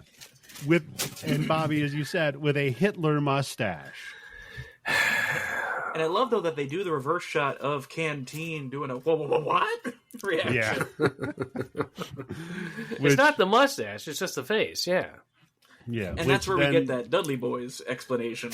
Yeah. Look, my dad, he traveled around a little bit. Maybe he was playing a little Johny Lever seed throughout all of the country. And he said, my dad, he's been from Madras to Bombay. Yeah. And life's been good so far. The smile that he makes with the Hitler mustache and the makeup, it's fantastic. He looks insane. It's hard to pull off with that kind of charismatic smile with that mustache. So he's really got talent. Yeah. It was just Hitler, Michael Jordan, and Johny Lever. Those were the only guys who were able to pull it off. Yeah, I think it finished up with Lever. Once Lever did it, they're like, okay, Lever right it's there. done. Yep. Yeah, no, Michael Jordan didn't have a Hitler. He had a Lever. Yeah, he was paying. It was the same time period. He was paying tribute to the legend Johny Lever. So you think Lever was doing like a Chaplin thing? With that had to be what he was going for. No, I like the thought that it was just like, I'm going to have a Hitler mustache. Yeah. Who's going to tell me I can't? Everybody just keeps passing the buck on. No, it's a Michael Jordan. No, it's a Johny Lever. No, it's a Chaplin. Now I got to watch some more Bollywood films from '88 to see if the comic relief very commonly has Hitler mustaches. They do, because in the one I did for the one I recommended for the Grindbin, the bartender there has a Hitler mustache. Absolutely. Also, bear and in it's mind always a turnaround reveal too with it. It's the same move. They must have lifted it from this. But also bear in mind the swastika meant something completely different over there. So they were able to. It's true. You could do the full uniform. True, yeah. It wouldn't really a problem. Well, this is just a Johny Lever. And then their Hugo Boss outfits could just be made by the boss who's trying to rape Anita and everything. Oh, look is at that. all here. Hidden meaning, yeah. It's all coming together. Let me tell you. Speaking of coming together, they get their hotel rooms and fuck. So, but this is also where the hotel guy starts peeping on a lady. Yeah, at her feet specifically. Johnny Hitler is Johnny Hill. He's watching a lady paint her toenails. He's like getting real like worked up, looking through the peephole. And Canteen turns the corner like, "What are you doing?" And then he looks through the thing. Goes, and he's like, "Get in on this." Let's go. Is it the hotel guy or Canteen? One of them tries to sniff the inside of the keyhole, which.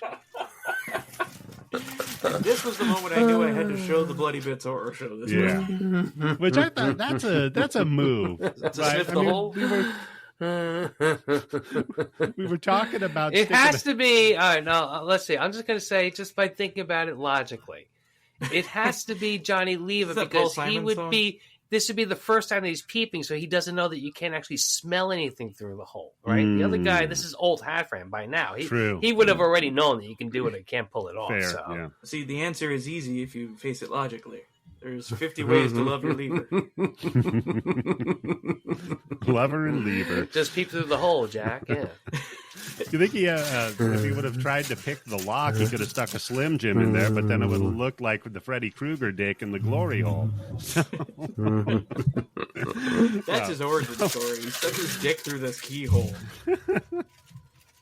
That could be it. Yeah. And he got locked in there, and the place burned down. Oh, yep. No, the building's on fire and he can't run out because his dick's stuck in the door. Heat does make things contract, so yeah, you're stuck. It's true. Felt pretty good Is it getting hot in here? Is it just me? They're like, you have to turn it first. Yeah, turn the knob. He's like, that's what I've been doing. That's how I got in this mess. Cheeses to the camera and burns to death. Yeah, that makes sense. He could try to dance with his dick stuck in the hole. Oh, man. So, yeah, this is what we find out, that the friend, Seema, who fucked, she took the spark plug, right? So, then we cut to... Twice. Smart. Yeah, she took the spark plug. Last week, she cut his brake line. Oh, God. She just keeps sabotaging things so they can spend time together. She's like, I'll fuck you at a hospital. I don't care. Yeah. He's just in the fucking hospital, a quadriplegic. She's like, now that I have you here. Room for two in that wheelchair? Let's go. So then Anita is talking to her boyfriend about the dream that she had, right? And Seema wakes up because there's just blood splats hitting the window. My favorite Freddy Krueger thing that they lifted is when Freddy Krueger had that paintball gun. Yeah. Oh, man. That was the first time seeing that, though. That was such a fucking freak out scene. What the fuck is hitting that goddamn window? Yeah. Yeah, it's pretty gross. Like, just these like bloody wads of something are hitting the window. It's like he had a bloody there was nose. Little fucking cum rags at the goddamn window. Oh, see, because Freddy was in a twerk competition. Oh. he came in his pants. Freddie had hold up. Freddie had hematospermia, so he got some blood mixed in with it. Oh man, it's like truly one of the best videos I've seen in 10 years. Yeah. It's just that video is insane. For anyone who hasn't watched the commentary that the guy's fucking doing on the microphone, man. It's so he should win a fucking award for it's like a dream MCing. Sequence. Like that whole thing is shot better than most movies. Like, fantastic. The way the camera spins around, the fucking DJ doing the burr, burr, burr, burr, while 120 people point and laugh at you.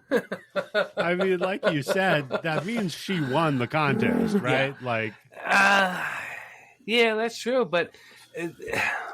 Jesus Christ. Hats off to him because he leaned into it, right? oh, yeah, literally. Yeah, he leaned too hard into it. Yeah, that dude is just like smiling and giving people a thumbs up. Yeah, the best thing that I happened mean, to him. he just got laid. Yeah. Who cares? Do you think Tim? Do you think he did my trick I told you about, where you sandpaper the crotch of your pants before you go to the strip joint? He just put the sandpaper on the wrong side of his pants? Yeah, no, you sandpaper the pants down so that the material is thinner, Tim. Ah, that's the thing. I thought you actually meant like actually putting sandpaper down there and just Tim. Yeah.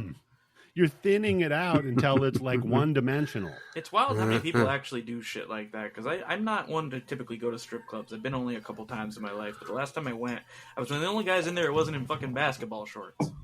You know, my dumb ass. You know, God. I felt so out of place because, like, I took a shower, I put on a nice shirt, Like he had long pants on. I had nice weren't jeans easily on. rolled up. I dressed up like we were going out for the night, not like we were going to a strip club. And I realized that's not the way these people do this.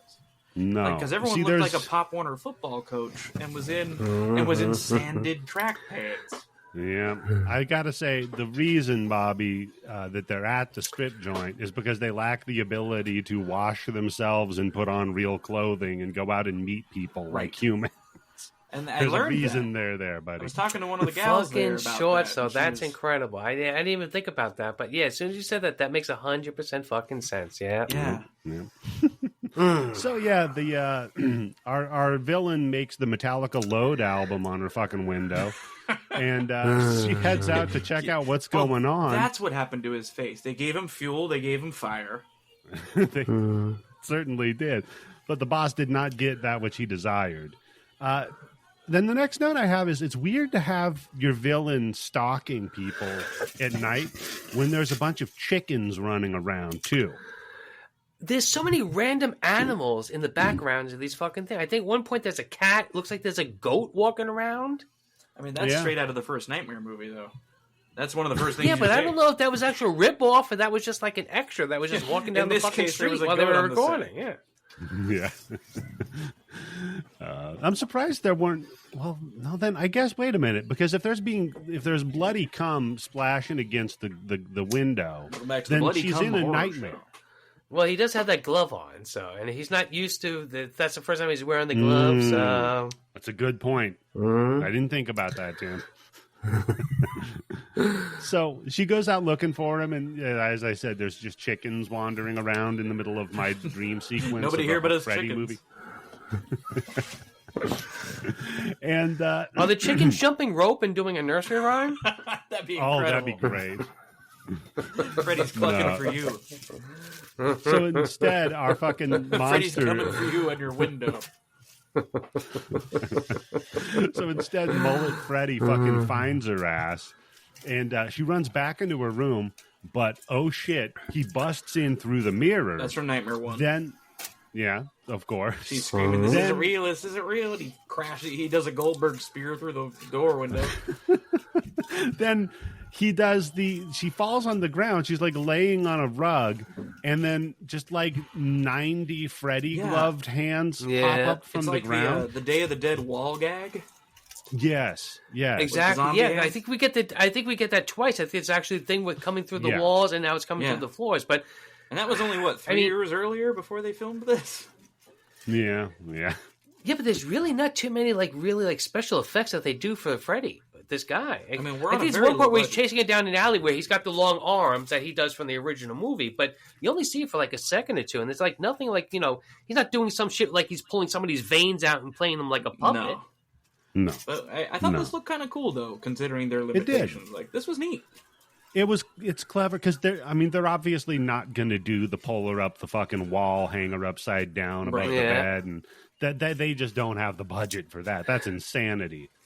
So the way they did it though is, well, they do have a chicken budget. That's fair. That could have been part of craft services though. Maybe it just got away. You never know. I mean, if you want some fresh chicken, no lunch for you kids. That's it. Yeah. So no, but it's clever because then she pulls the sheet down over her body, and then the sheet just starts turning red. Right. So her boyfriend's like, "What?" Again? I think so. Yeah. It's just a blood cocky going on under there, man. So then, wow. Her boyfriend. I'm going to meet myself on that one. The boyfriend pulls the sheet off of her, and she's just ripped to shreds. So she's fucking dead, right? Right. Now, cut to the police station now, where Anita's dad, the chief of police, and apparently he's asking the kids, hey, where did Param, the boyfriend that was there, discovered the dead body? Where did Param go? We're looking for him because he's the suspect. There's a dead girl in a hotel room, and no one else was there but him. And they're like, well, he didn't do it. And he's like, how the hell do you know? Yeah, how the fuck did you know? Well, we were peeping in the keyhole with the hotel manager. Yeah. With Bubba and Devon Lever. Oh, how many times do you think he just got the Freddy blood come down the back of the hotel manager from peeking in the windows? Ugh. Ooh, right in his eye. That'll teach you. Oh, that's smart, man. That's no good at all. But I do like that the dad, he sits them down. He's like, "Look, Anita, all your friends are irresponsible fools and reckless murderers." Yes. And potential rapists. Yeah, just want you Let's to know not forget that. Yeah, They're all come scum. on. Yeah. Yeah. That happened like 3 times on the way to school every day, so that's nothing That's to talk true. about. Yeah. Yeah. It's a rough neighborhood. I think my favorite of her potential rapes is when they chase her like into a business and they're just Like a going to restaurant? accused her. Oh yes, right. Oh my God, Throwing I her write onto down like someone's Jesus table Christ. while they're eating lunch. Yeah. Hey, you mind if we clear off the buffet? We're going to gang rape this woman. And I know it usually runs until noon, but it's like 11:45 and we got to make it back to the picnic dance. All right, let me do a final plate announcement real quick. Just to... Yeah. No. It's only 15 minutes before the group special runs out. Yeah. So the next day at school, Param pulls Anita into a bush and doesn't try to rape her. He's just going to tell her, look, man, the cops are looking for me. I don't know what the fuck happened. Clearly, I'm not the murderer, right? You know me. I wouldn't fucking do that. That's when but he the hears a cops are click. What's that? That's when he hears a click, and Anita's dad has the Dirty Harry on the back of his head. That's so good. I got to tell you, I didn't expect it to go that direction. Usually, the boyfriend hiding out, kind of, you got to help me. She'd at least hide him somewhere or something. No, immediately the cops, it's like, look, man, we got 7 dance numbers we got to fit into the rest of this fucking movie. We don't have time for that. So, he was hiding in a bush, and his dad was in the next bush over. It was just like, now we've got him. Yep. So they pull his ass, they arrest his fucking ass. He almost gets run over with a car in that scene because he tries to run and That's true. Man, no stuntmen there. Do you think that car was even part of the movie, No. or it was just some dude? Good Samaritan trying to help. He was trying to catch the goat, and they just got it on camera, put it in the movie. Also, weird moment think- that happens during this. We cut away to Boss and Canteen watching this all go down, and Canteen wipes a booger on Boss's arm. So everybody gives Boss is supposed to be the bully, but even Canteen is giving him shit. Literally every character is like, "Fuck you, Boss." Which kind of makes me think that name Boss is ironic. Oh, it's like calling a fat guy tiny. Yep. You call him a boss because he's the biggest fucking Yeah. loser at this school. Clearly, he's It's in like charge. I used to love calling That's people. right. We're going to make him a loser until he rapes somebody. Keep calling that guy a loser. Yeah, see what happens, right? Isn't that what Jeremy was about? That Pearl Jam song? Yeah, I believe that was one of the... Clearly, I remember picking on the boy. Seemed harmless till he fucks. Yeah. I think that was the lyrics. We mashed his teeth in with the recessed lady's breast, and then, how could I forget? How could I forget? When he hit me with a surprise cock, I guess would be the line. My jaw left hurting. Dropped right open. You know what? It's too easy. Yeah, This thing's right. It just writes itself, yeah. yeah. Man, what do you expect from a man called Pearl Jam? Fair. You're right. It was right there, looking us in the eyes the whole time, Bobby. You're absolutely I right. hope not. Bollywood Freddy's favorite band. This is why I always preferred Soundgarden. If I'm going to be honest with you, It makes you think about dicks a lot less.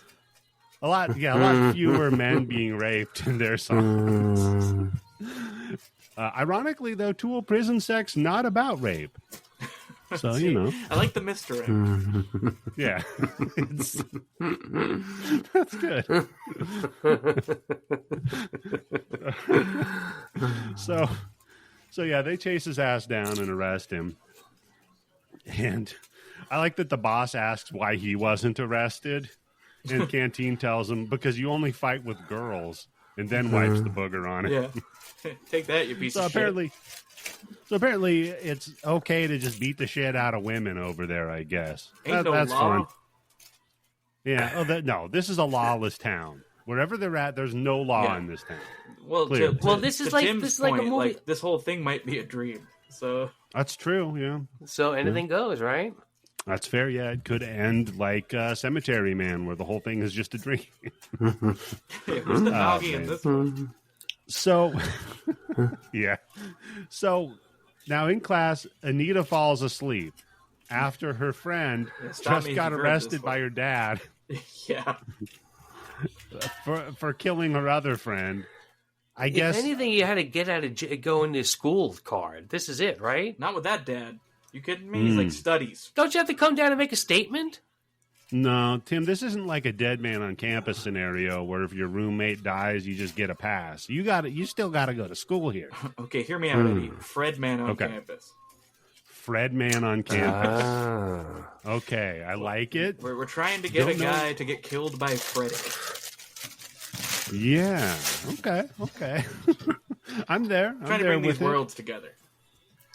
See, this could actually go to that to the, you remember the pitch for the Nightmare on Elm Street where the idea was they were all taking the sleeping pills so they could go fuck with Freddy? Yeah, it was Peter Jackson's version. It was the Dream Lover. So they were intentionally going in there to just beat Freddy's ass. Yeah, you could throw that into a Fred man on campus. I could see that. Good. Yeah, all the kids tease him, but if he kills one of them, then the other people get straight A's. Just as much new metal.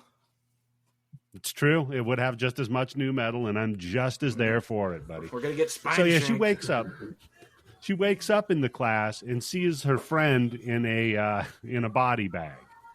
And is this before or after she goes into the ice room? Before. This is before, because we're about to get. She follows the body bag trail to the ice room. Yeah, because I've written down. Oh, you don't want to have this you don't want to make it a furnace room too much like Nightmare on Elm Street. So you make it an ice room. Yeah. Yeah. Our Freddy completely different. Our Freddy's got a really cold ruby eggs out. His face is freezer burn.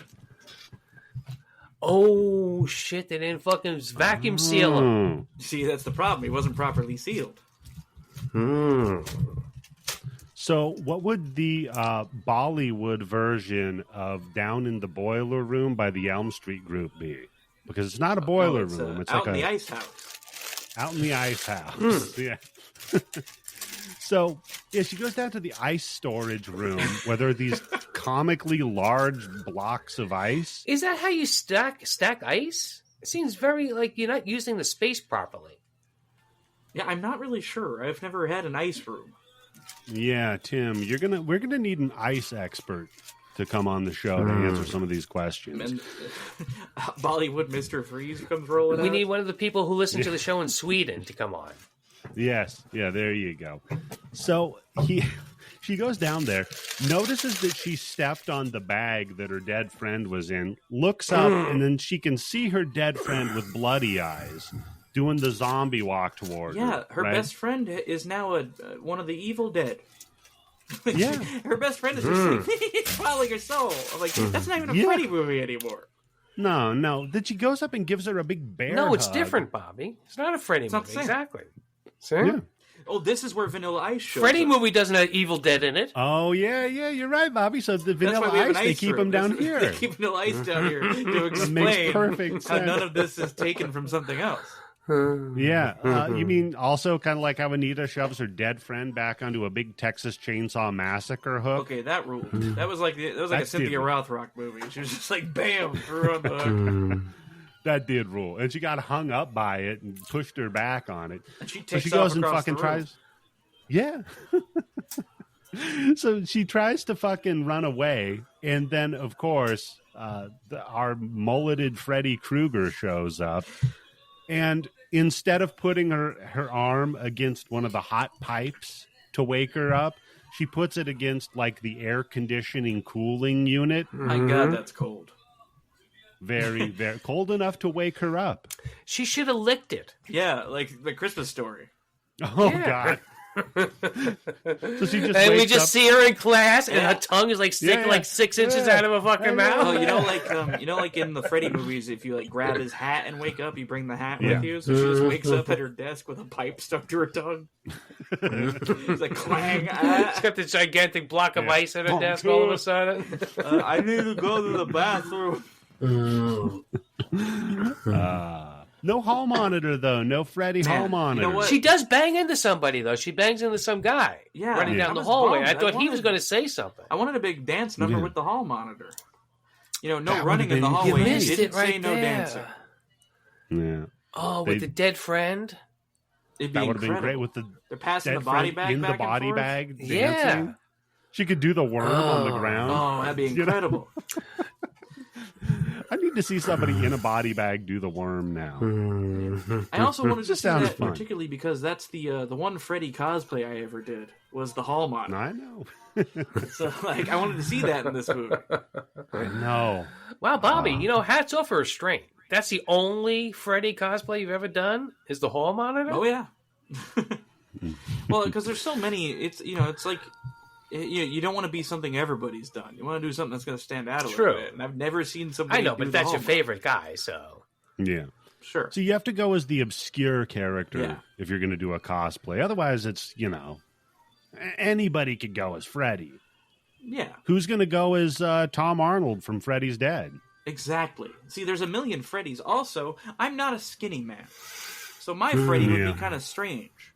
And so I was like, I needed a character from the Freddy movies. Into it. So you're not a Tom Arnold guy. The only characters that had any curves in the Freddy movies were Tom Arnold, the Hall Monitor, and Kincaid. And I'm not going to do Tom Arnold or I don't know, the mom was kind of, she had it going on. You could pull off a Kincaid there, but... Like, as they're throwing me out of the comic convention, I'm like, the real fans knew what I was. Yeah, you're like, hey man, it worked in Tropic Thunder. Come on. No, Tim, you see, when you've got a certain body shape, like there's a reason that I was Captain Spaulding for Halloween and I wasn't Otis. I think that the three of us in this room probably all have pretty much the same body shape. So yes, I think so. Yeah. So okay, she wakes up right with the wrist all fucked up. And her boyfriend's like, hey, this sucks. I know how we'll cheer you up. Why don't we go to the club? Hell yeah. So they head out to the club. Another amazing dance scene in the club, by the way. Ladies and gentlemen, we get a dance number to Oh Sandra by London Boys off their 1988 album, The 12 Commandments of Dance. Mm-hmm. You know what? They followed those 12 commandments, but I have a wardrobe question for you real quick here. Now, her boyfriend is wearing a Fort Lauderdale t-shirt. I saw that, yes. Yeah, which I think is a little weird because, you're filming India. Fort Lauderdale, India. Now, like, I don't wear like a Nagpur shirt, right? But you should. I should. I should have a shirt that says I'm a Nagpur lover on it. Jesus. And then that'll be the shirt that I wear around.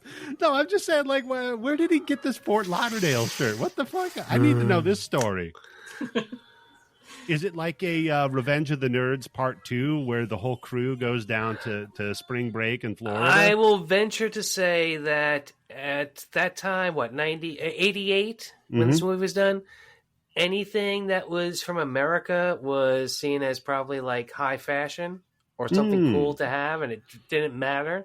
So it's kind of like guys getting like Japanese tattoos where it look cool, don't know exactly what the fuck it's saying or what it means, but it's Fort Lauderdale. It's okay.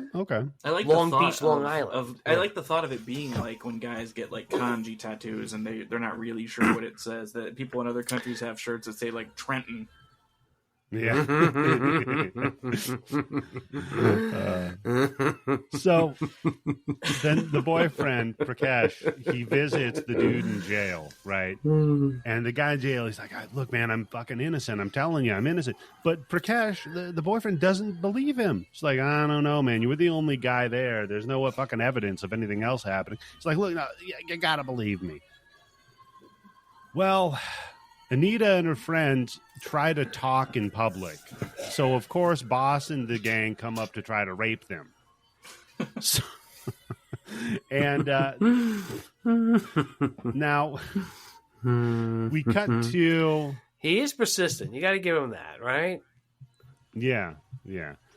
So now I'm trying to pronounce again the character name. Okay, hold on though, Eddie, because these characters weren't Anita and her friend. Oh, they weren't. These were just two new characters, much like the girl painting her toenails. Okay. I must have had my scenes crossed then. A lot of the same hairstyles in this movie. Because we're talking about they're very similar hairstyles. When the two girls are talking about a movie incredible thick hair that they want to go see, right? Yeah, that's right. That's right. They want to go see the new Amitabh movie. Now, I did a little research on this. Amitabh Bachchan was like the Arnold Schwarzenegger of India. Okay. I don't mean a bodybuilder, but I meant in terms of like he does big budget action movies. He's known, if you say his first name, people know who you're talking about. I have an Indian coworker who's he's in his 50s, and I was like, "Hey, you watched a lot of Hindi movies in the 70s and 80s, right?" I was like, "Yeah," and I went to Amitabh Bachchan, and he immediately went, "Oh shit, that dude ruled. That guy was so cool." And so these girls are talking about wanting to go see the new Amitabh Bachchan movie, and that's when Canteen approaches, saying like, "I'll buy 3 tickets if you let me sit between you." Giggity-goo. He does have a little bit of Quagmire in there, yeah, for sure. But they tell him, "Hey, beat it, bozo!" And they're gonna go see the new movie. What is it called? Shadenshah. Shansha, yes. So they're gonna go see it without him, and he says, "I'm gonna go where the girls go." Oh yeah, and then he runs away, and that's when we cut to the girls walking alone later. Yes, that's true because Shansha shows up. Boss and the gang are like, "Hey, you know what? I'm striking out with Anita. Maybe I need to. Maybe I need to go try someone else."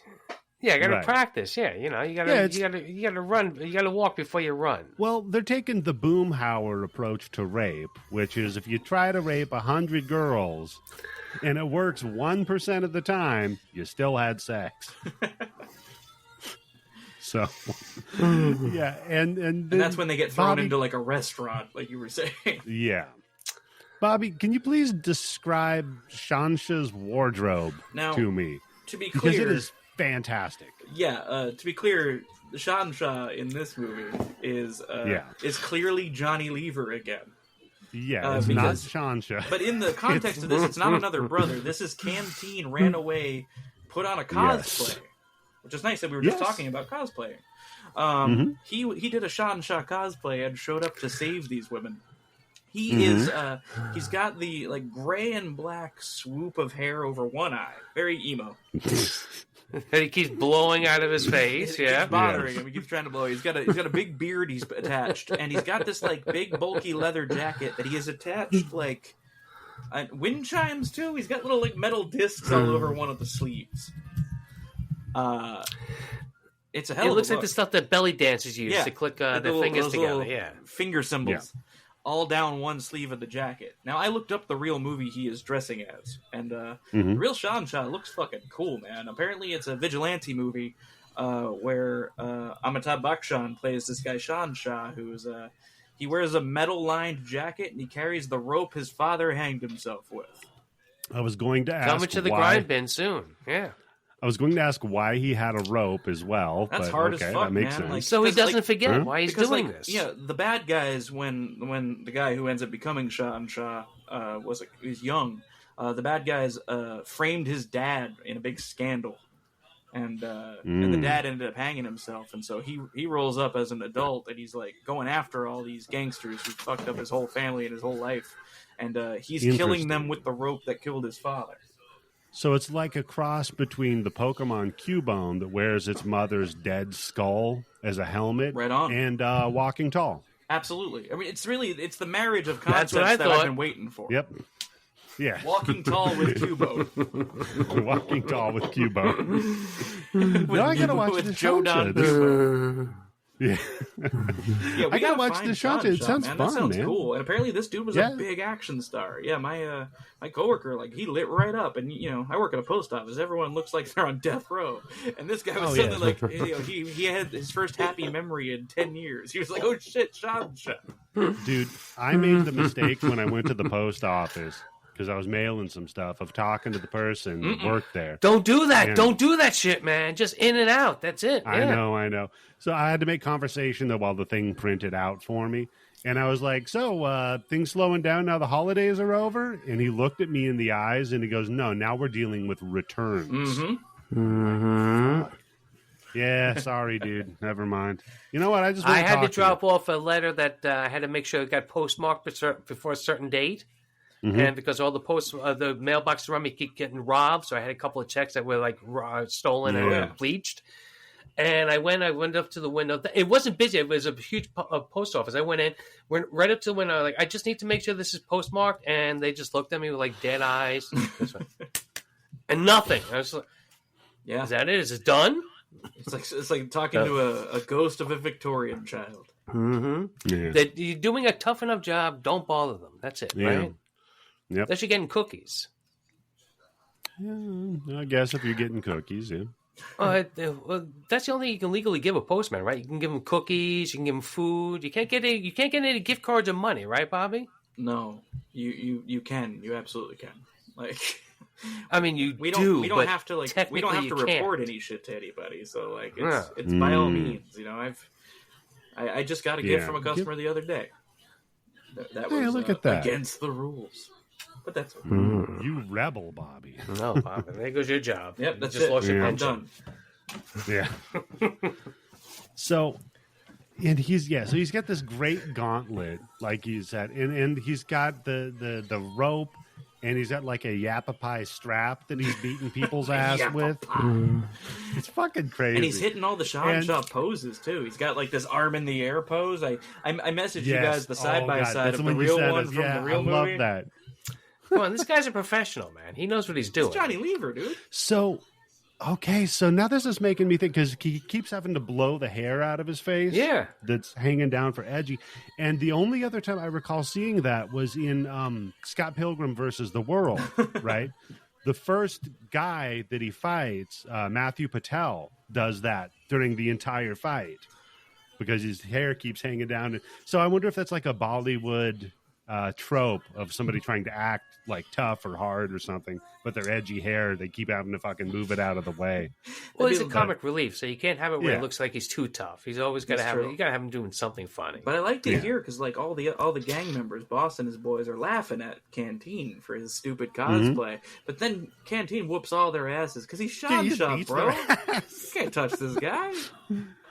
That he does should be the star of the movie. See, that's why Canteen has the confidence to be such a banana all the time. He ain't worried about shit. Yeah, no, that's true. Got that big D energy. Yeah, he absolutely. Yeah, does. but he does lean in for a kiss though and get slapped, and then everybody clowns on him. Master of comedy, man. He knows. Yeah. So now we cut to Anita having dinner with Mom, right? And tells the mom, like, look, nobody's gonna believe me until this shit is too late and I'm fucking dead, right? So the mom's like, oh, no, you'll be fine. Don't worry about it, dear. Just go to school. Try not to get raped. You know, it's fine. How's that boyfriend Tuesday, of yours doing? Yeah. So then we cut to Param in the jail, and our buddy, old mullet Freddy, comes in to visit him. Now, I think the jail that he's in here might also be the Skyrim dungeon where the altar is that they're trying to do the sacrifices. Yeah, I think Goro's down here. I believe so. Yeah, I think I saw Sonya Blade chained up to one of the walls. I think you're right there. Now, Tim, real quickly, I noticed that our Freddy stand-in here is able to just cut right through the walls because they appear to be made out of mud. They're made out of clay, yes. I think this is like the callback to the staircase made out of oatmeal, right? Now you have bricks made out of oatmeal. Sure. Now, Tim, knowing you and knowing how much of a rebel breaker of rules you are, wouldn't you just break out of a prison made out of clay? You could very punch your way easily? out like Radio. Yeah. Well, I mean, you'd have to have the crazy idea of like, hey, let me see if I can actually like scrape my way through this brick, right? Which isn't like the first thing. Like if you were in jail. Yeah, you're not gonna. Your first instinct isn't to go up and see if you can scratch through the bricks, right? So, I don't think that's this even be like what one of Freddy those. tried to do Fuck! here. Why didn't I think about that moment when he comes in and does it? I think he was just trying to do the scraping, squealing sound like Freddy does, and then he fucked up the wall. He's like, "Oh God, I'm sorry." Yeah. The people from the props department are like, don't do that. Don't do that. That we barely it doesn't work on clay. Yeah. We don't own this room. But to be fair, though, even if he did, like, burrow his way out of Shawshank, immediately behind the clay wall apparently is 1,000 snakes. Pretty wild, so now, too. Like, yeah. They just start pouring into the cell. It's a cool scene, and a lot of these are real snakes, and they're oh yeah, he's really getting hit with real snakes. Homie, we're in India. If you want a defanged cobra, I can get you a defanged cobra. Like, how many you need? Yeah, they're exactly. just like the snake was the room was full of snakes, and like just roll. We'll work it into the script. Yeah. Oh shit! Hey boss, no, not you, the real boss. Boss, can you what should we do? The room's filling up with snakes. Hey, keep rolling. Roll. The Mahakaal guy, he cut the clay wall. Is that going to be a real problem? I told They're him not like, to do that. shit. The other side of that wall is the snake room. Yeah, we're filming the knockoff Bollywood Pee-wee's Big Adventure on the other side of that wall. Because that's basically what happens to him. But then Anita wakes up and it was a dream she was having. So she's like, guys, we got to go fucking to the prison right now to stop my boyfriend or my friend's boyfriend from getting fucking killed. There's a ton of snakes in there. The dad's like, you idiot. Smacks the shit out of her. Yeah. Just backhands the fuck out of her, man. And I'm different like, time, different country. So, and I'm like, you know what? I think I understand why they're having marriage problems. If this is the way that he deals with any sort of lips, yeah, no shit. Why you think Saddam Hussein isn't a good husband? He's not Saddam Hussein, Tim. Well, right, he is to me. So he's all like, I do love me. The dad slaps her, says, stop being stupid. Cut. And then immediately the phone rings. He picks the phone up. Hey, and the guy on the phone just says, Param is dead. And he's like, oh, and he puts the phone. He should have at least said, you know what? My bad. That one's on me. Nah. You know? He got Epsteined, yeah. Yeah, so is that what Anita's boyfriend filled the room full of snakes? I wish, man. You can't put anything past those Clintons, man. That's a good point, Tim.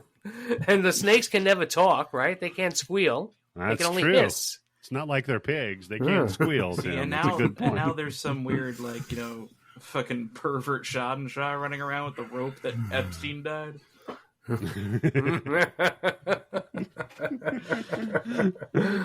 I'm here to get revenge for Epstein. Like, come on, man. Yeah, that's a good point. Yeah. I mean, that makes Never as much mind. sense as Freddy's revenge, right? Like, why does he get That's revenge? fair, yeah. He's a child molester. But it was, the whole point was he was getting revenge for being burned to death. But yeah, Which again, in he didn't itself really was earn revenge because he skated on his crowd. Right. You see, that's that eye for an eye makes the whole world burned or something. I don't know. I guess, yeah, that's true. Wow. It's a very deep philosophical thing to get to pull from Freddy Krueger. Anyhow, her boyfriend shows up to console her. Then they head out and we see that someone's been sneaking around the house. Right. It's like, I wonder who that is. So the boyfriend tails the sneak that's sneaking around their house, and it's the dad sneaking around his own house. So, okay. Man, I sneak around my house all the time. That's fair. It's not illegal, right? It's true. Right. Yeah. There's nothing in the rule book that says you can't break into your own house, Tim. That's a good point. Oh, God. That's like I was listening to this. Tim, you'd love this one, buddy. I'm listening to this podcast. They're talking about this scam this guy pulls. Tim, you're going to love this, okay? I love scams. Guy goes, rents a car, right? Then he sells the car to somebody, right? Gets the money. Then that night, he steals the car from the guy he sold it to and then returns it to the rental place. Holy shit. First of all, you don't get the Carfax? No, apparently he didn't. I'm guessing this is some he like sold the car for like $800, something like that. Exactly. Yeah. I'm on the run from the law. I need cash quick. Give me $800. The Corvette's yours. I'm telling you, I heard this story and immediately I thought of you. I'm like, this sounds like Tim would appreciate it. So. No, there's a scam that I saw some girl on, I guess, TikTok, and it was on Twitter. I saw it where she had to build up your credit really quick by opening up a Quicken Book account and just use her credit card to put it in a Quicken Book and then pay the Quicken Book, pay back the credit card, and top of which she was getting like a fucking $40,000 credit line from Quicken Book on top of the fucking credit card going up. Maybe she's in jail now. Yeah, that's illegal. Don't do that, listeners. When I got my first credit card, my credit was so bad I had to get one of those prepaids, and that I didn't do that exactly. But what I did was I would just buy stuff like for $50 and just immediately pay back the entire $50 next month just to keep building up the credit. Well, that's what you're supposed to do, though. That's but that's not what they want you to do because I found out that my credit score wasn't going up as fast as it should have because I was paying off the balance super quick and they weren't making any money off the fucking interest on it. They want you to keep it like at a 30% utilization and just pay the minimum for as long as that'll do it. Because the whole thing is a business, I like which that is funny. circular transaction thing. I'm going to start doing that. That's a good move, Bobby. We should all three of us do that, right? Like a pyramid type thing. So just keep it going around and around. Pyramid of circular transactions. That'll never get us all arrested, Tim. It's a good idea. What a special podcast we can do. So anyhow, Dad has the fucking Freddy glove. Yeah. And so then boyfriend sees it. Then Anita shows up. She sees it. Mom shows up. She's probably been beaten with it, so she doesn't say anything. Neighbors walk in. They see it. The rest of the cast files in. They've all seen it now. Fire department comes through the window. Yeah. Canteen shows up dressed like fucking Solid Snake from Metal Gear Solid. He sees it. He's in a ghillie suit. He sees it. No. Boss shows up.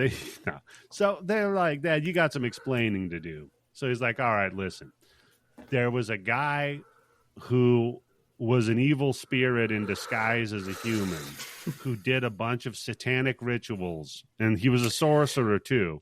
So he was like sacrificing all these kids to learn more about black magic. Yeah. So he was sacrificing children and throwing them down the pit level from Mortal Kombat. Yeah, he's got a hell well. Speaking of Goro. Yeah, he's got a soul well that he's throwing children into. And Dad found him trying to sacrifice their daughter to the evil Olmec. And I wish I hadn't laughed at this because the dad busts in the flashback and he's like, let my daughter go. And he just goes, yeet.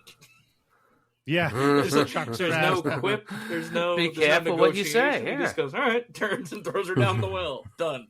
Yeah. Joker, you hack. So then Dad gets pissed and just grabs a flaming stick off of the wall and starts beating him with it. I love that. He starts beating him with a torch. Yeah. So then I guess it was makes him trip into a coffin that was just open for some reason. Well, Tim, it was a buried alive match. That's right. So he tosses him into this coffin, wraps chains around the coffin, then in the universe somehow of this gets movie, it to the cemetery by himself, right? The Django scene where he's dragging it. Yeah, oh god, that'd be great. While this thing is fucking like Mexican fucking jumping bean bouncing around, yeah, he's flailing around and he's able to get the glove out for a second. Then Dad like kind of wedges it into a grave that he dug. Hard at that because he didn't dig the hole wide enough. So when he tries to kick it into the grave, it like goes in at an angle. It just goes. You got to drop it in from the vertical part, man. You can't just shove that shit in on the side. And then I guess he's just like, well, good enough. It's funny because I'm watching it and that's why the guy came back. He wasn't even fucking buried. I'm watching it again. I'm like, there's no fucking way that box is going to fit into that hole. And then, lo and behold, he kicks it in there and it just wedged in. We need a scene where he's like jumping up and down on it. I want to see. No, he did stomp on it. Cartoon character like stomping up and down on it. And I want the guy showing up the next day going, "Hell is that?" Seeing this thing sticking up out of the ground. Yeah. He got spotted by some people that were raping somebody out in the same fucking woods, I guess. So then he just goes home, gets drunk, and the glove is waiting for him on his bar. Thought it was a goner, but the glove came back. Yeah, so then I need like Fred Flintstone with the tiger. He keeps throwing the glove out. It keeps hopping back in through the window. Wilma! So he throws the glove into the fireplace, but then I guess it just got put up with the linens. I don't know. Because it's back. So then, boyfriend and dad, they head out to the grave the next morning to dig up the grave to see, well, what happened to the body then? Clearly, if he's out haunting dreams, then he's not in the grave. So if we dig up the grave, that'll solve it. That had to work in one of the Nightmare on Elm Streets, right? It was the same thing in The Crow, right? Yeah. Oh man, this needed a cameo by Bernie Pecker. Yeah. Yeah. Bernie Pecker just up on the grave. That'd be fantastic. Yeah. Did Bernie Pecker stick through that hole in the wall? Oh, God. Bernie Pecker is like the Crow version of Bernie Sanders, I think. I feel like this is going to become the new Bloody Bits mascot. Yeah, Bernie Pecker. You need some T-shirts and buttons right away. Yeah. Just some drunken crow or something. So anyhow, they dig up the grave, they open it, it's empty, except a bunch of snakes are in it. And some wind starts whipping up when they open it. Yeah. And so they decide to hightail it. They start tearing ass out of there. But I guess when we found out that not Freddy is named Shakal in this flashback. So now he has a name. John Kruger Mellencamp is actually named Shakal. And I guess Shakal called in he called in an airstrike. Because he did. Well, I was going to say, because I think he hit the airstrike. He hit the right number of fucking kills in Call of Duty so that he could call in the airstrike. Because what the fuck happened? There's like charges detonating everywhere. The ground just started exploding everywhere, like they were in a minefield. Except it was on fire. I just started running. Fire. Yeah. So they just run the fuck out of there. Massive forest fire, but hey, they got out. Yeah. It's fine. They just burnt like 19 rapists that were hiding out there, I guess. That's for the best. Oh, you're talking about the booby trap? Yeah. Yeah, when suddenly we're in a war movie. Yeah, the napalm and fucking landmines that are going off in there. Inside. So yeah, they just burned the forest down. Some guy talking about a snail crawling across a razor blade or something like that. Yeah. Yeah, no, they just burned the entire woods down. It's fine. Let's see it, not Freddy doing the platoon pose.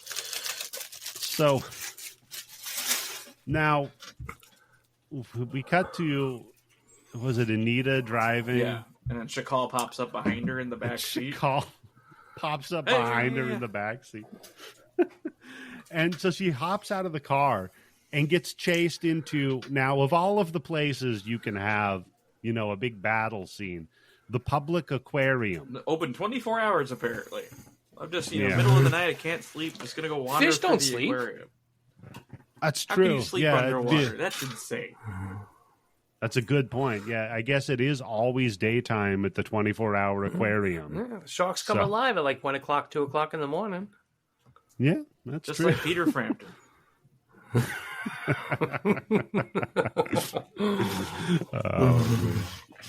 His Jaws comes alive. I buy that album. Hell yeah. Show me the way to the aquarium. It's like Jabberjaw. By the way, a lot of people don't know that movie Jaws was based on a true story. What?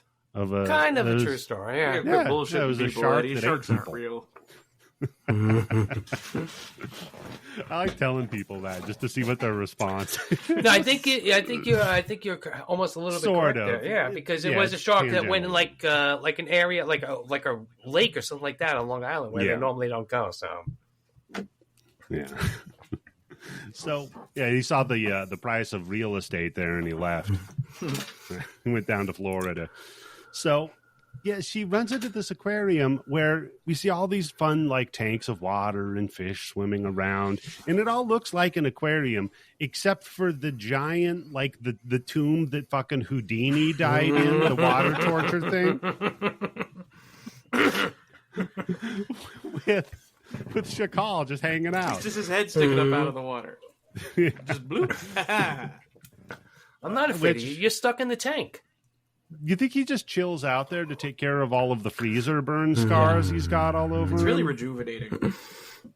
Or is it like maybe he listened to the Joe Rogan podcast about all the ice plunges those idiots take? Is that why he had all that ice in that room? Yep. Oh, that could be it. Yeah. What are they, icing their anuses now or something? Yeah. No, Tim, what they do is they just fill a big bathtub full of ice water and then they get into it.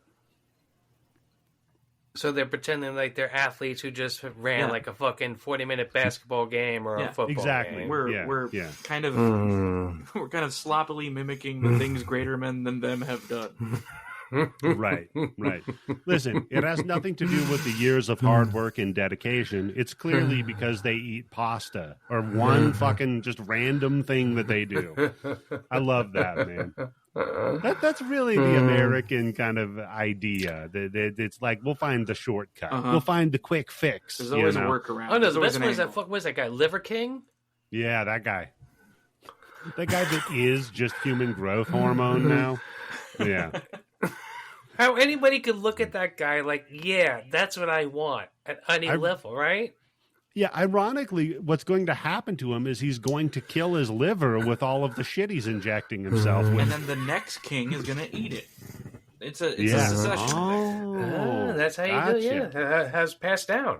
Makes sense, Bobby. See, I didn't think of that. And there'll be so much leftover testosterone and human growth hormone the liver couldn't filter in that liver, then he bulks up like that. Yeah. Overnight, you look like the Liver King, yeah. Makes sense. So if to be the Liver King, you must beat the Liver King. Or eat the Liver King, yeah. Or eat the Liver King, yeah, that works. So he pops up out of this fucking torture chamber of water to get her and splashes her, which I guess that knocks her out. He like explodes. Well, here we go again, getting wet. Yeah, because the tank explodes. Can we isolate that? Yeah, every time she gets wet. Yeah, exactly. So she wakes up and she's just in bed, and her mom and dad have been watching her sleep, I guess. And what's great like is you do. They still don't believe her. Yeah. Like multiple friends of hers are dead, and like she's like crazy shit is happening every single night to her, and they're like, "Nah, you're making it up. Go back to school." Yeah, dude, Dad, you just said this guy was a fucking supernatural fucking wizard who was killing kids to learn his black magic spells, and you're doubting whether or not he's back.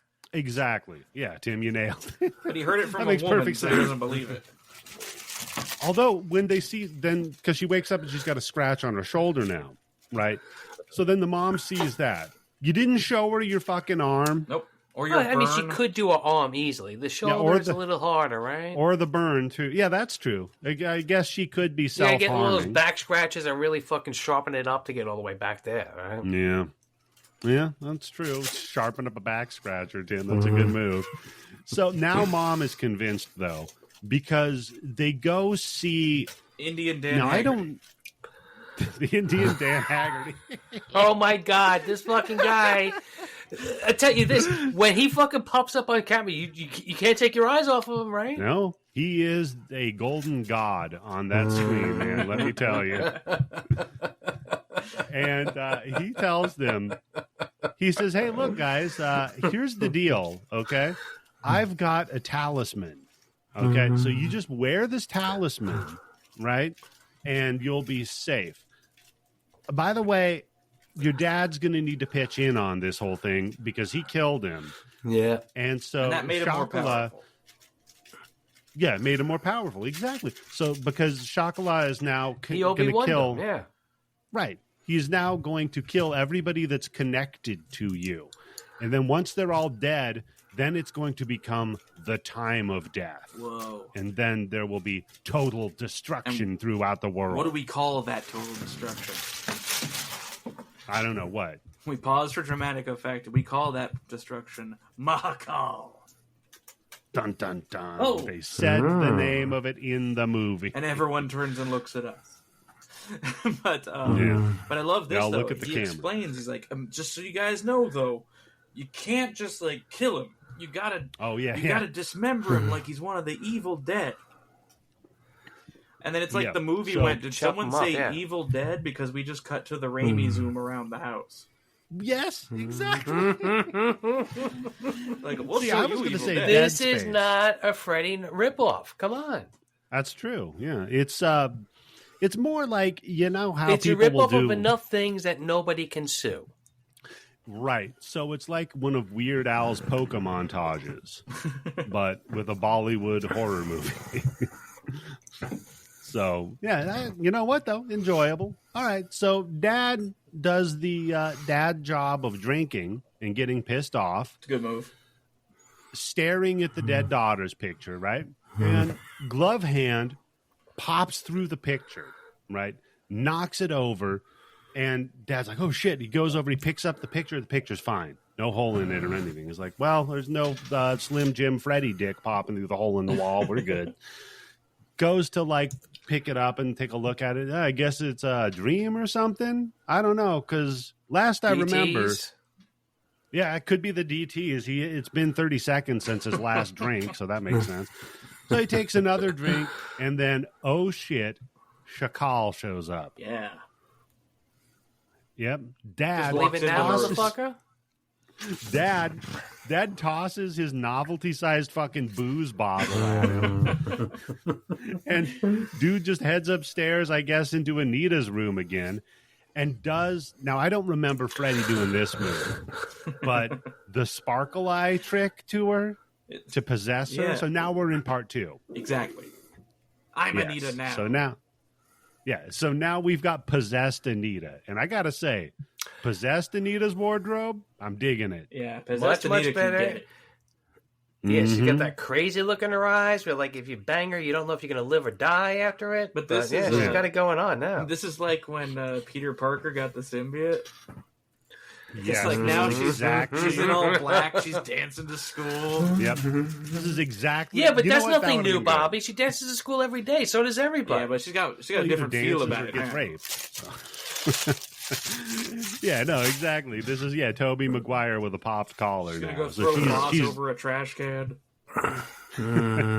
So she's good to go, right? Heads to school now that she's possessed. And you're like, oh, she's definitely going to kill Boss, right? This is how this movie plays out, right? She kills Boss because now she's possessed. So here we go. Heads to school, right? Next morning.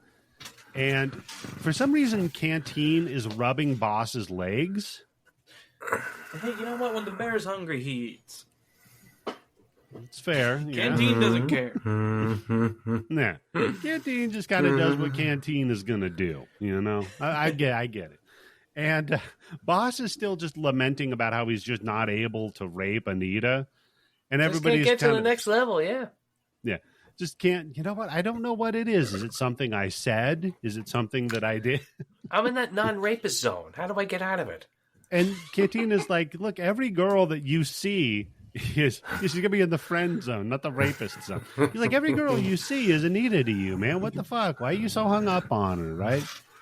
Anyhow, we get another fun fight between Boss's crew, and Prakash and Canteen joins in on the good guys' side. Oh, man. So we know, even though he was massaging Boss's legs, he's on the right. When push comes to shove. There's things he won't stand for, though. You know, like he's not gonna let Boss do this. But he didn't come empty-handed this time, fellas. No, because he gives a little speech about, like, you know, Bruce Lee said to him right before he died that you never hit a man in the stomach. Always hit him in the back, bang, and then he pulls out a pair of fucking nunchucks. That is true. That's a great, random weapon. I mean, it's really just a bunch of the fight scenes from fucking what do you call it? The Anchorman, right? Because earlier we had the miner's pickaxe. Now we've got nunchucks. Somebody had a grenade. It's pretty insane. What I love about man. the fight scenes too, especially this one, is that every single strike has the Street Fighter sound effect. Yes, it does. Like Guile's theme is playing. Everything's just. Yeah. Well, at this point, you're not worried about getting sued, right? So. No. We're beyond legal at this point, Tim. We've transcended past the laws of the land here. So Boss gets his ass beat, but he does that, oh, yes, she will be mine one day. As creepy-looking Anita walks during that, he mutters a lousy bitch, and she spins around like, what? Oh, yeah. That's what did it for him. That was a nail in the coffin, I think, yeah. Yep. So this time they head out to the club again, and we have another dance number. It's a heavy scene. It's time for a dance break. We need to time for a dance cleanse number. the palate again. Yeah. Boss stumbles out, and Anita stalks him out to his car. You're like, okay, this is interesting. It's pouring rain, too, right? So she's soaking wet. Yeah, that's true, Tim. She is wet. Thank you for reminding us. How did her hair look when it was wet, Tim? Pretty good, gotta say. Okay, she had the wet look. It worked for you? It works, yeah. Okay. So Anita goes out there, heads over to his car, and he's all like, so, what are you doing out? Like, he tries to play it off coy. All of a sudden, this man has been trying to rape her for years. Yeah, for years at this point. Literally, it has been like Charlie Brown and Lucy with the football. She's just been playing hard to rape all this time. Right. So he's like, I know what's going to happen. Again, I'm going to try to rape you. You're going to best me. Just come on. I'm over it. She's like, no. I'll climb in your car. I'll go back to your place. Why don't we go get a drink? It's like, huh. Yeah, but she's doing like a Scarlett Johansson thing from that movie. She's not even talking. She just gets in the fucking car. Yeah. He's filling in all the blanks, which, come on, dude. Also worth noting that we just had Smooth Criminal Canteen back at the club. That dude, he popped in there looking like Bruno Mars. That is true. Yes, we did get Smooth Criminal Canteen. You think he's going to go through all of the Michael Jackson phases? So. I want to remember the time Canteen. What was the one where he was up on the car grabbing his dick? Oh, that's The Way You Make Me Feel. The Way You Make Me Feel. Yeah, like that's the canteen I want. Yep.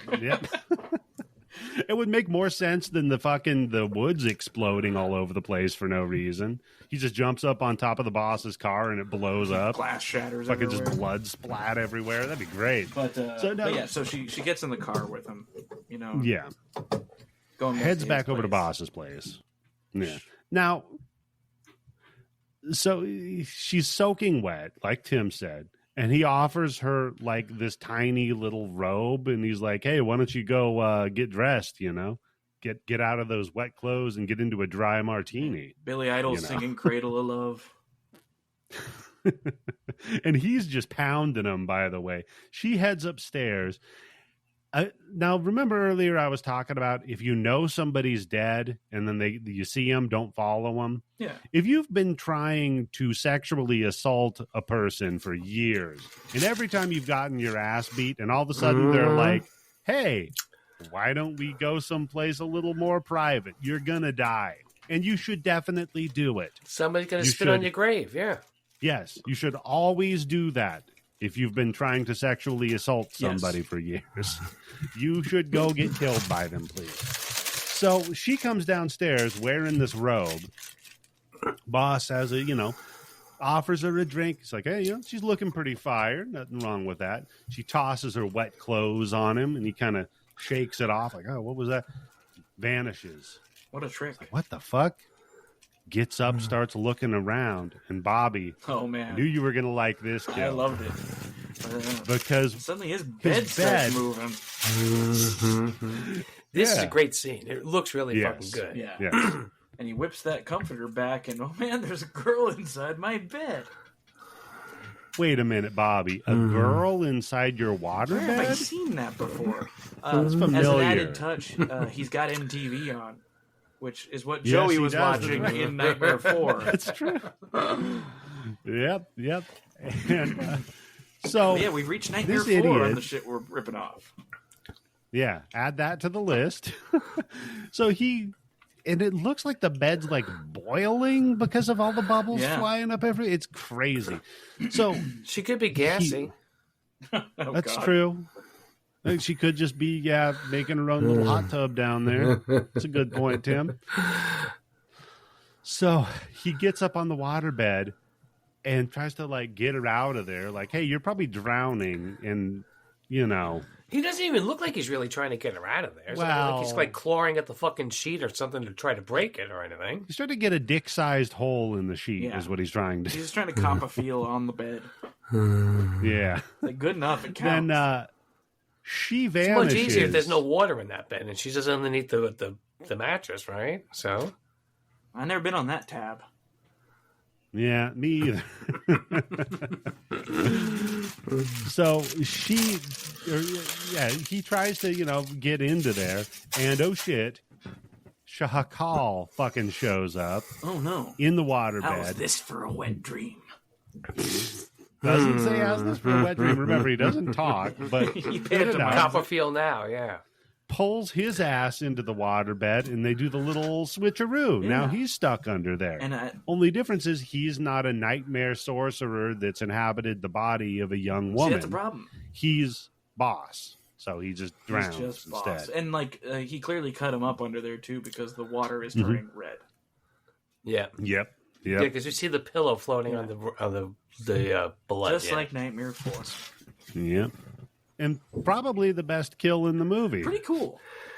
It is pretty good. It is a good scene. When he pulls up back that sheet and he sees her underneath the waterbed, it's pretty cool.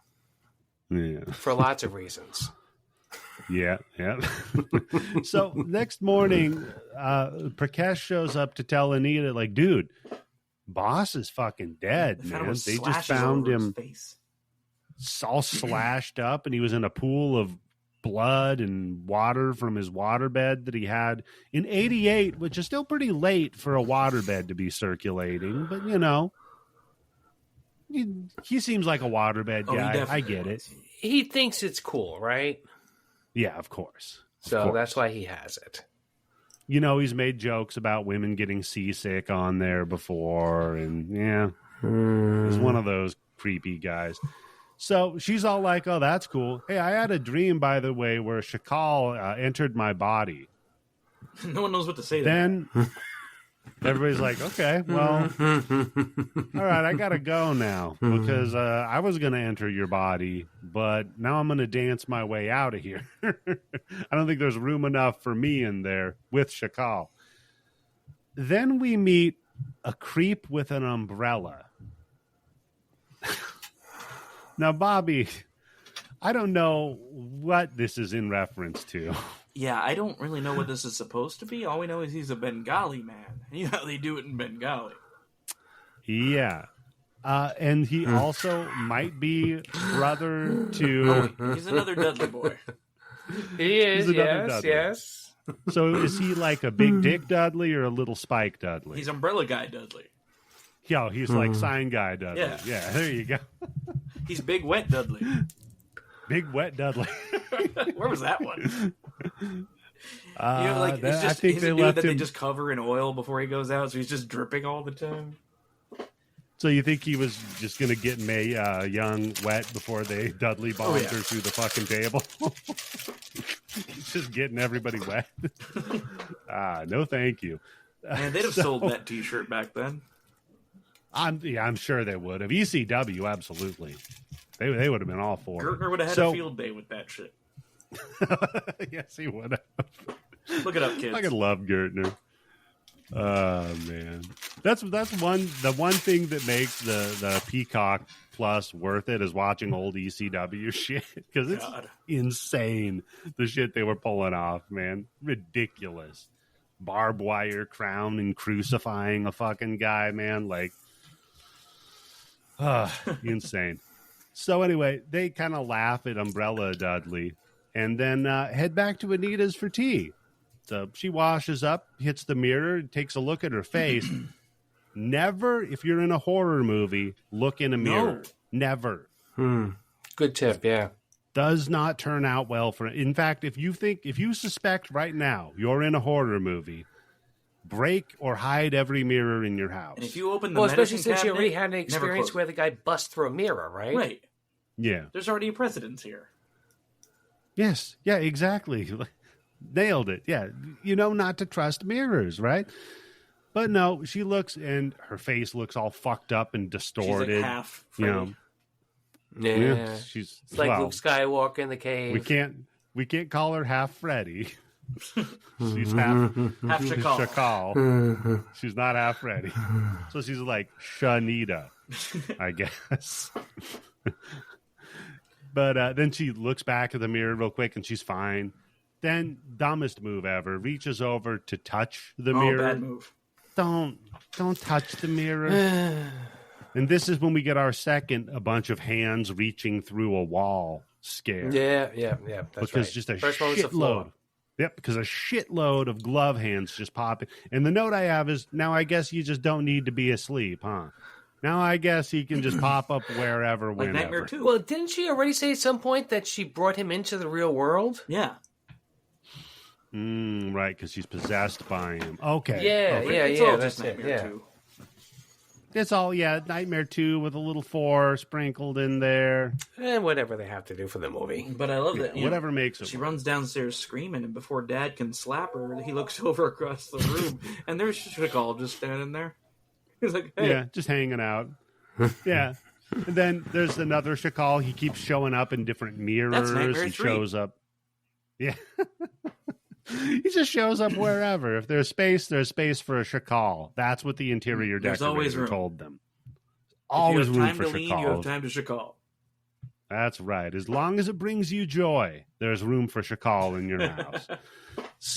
So they, runs downstairs. Dude rips through the fucking wall.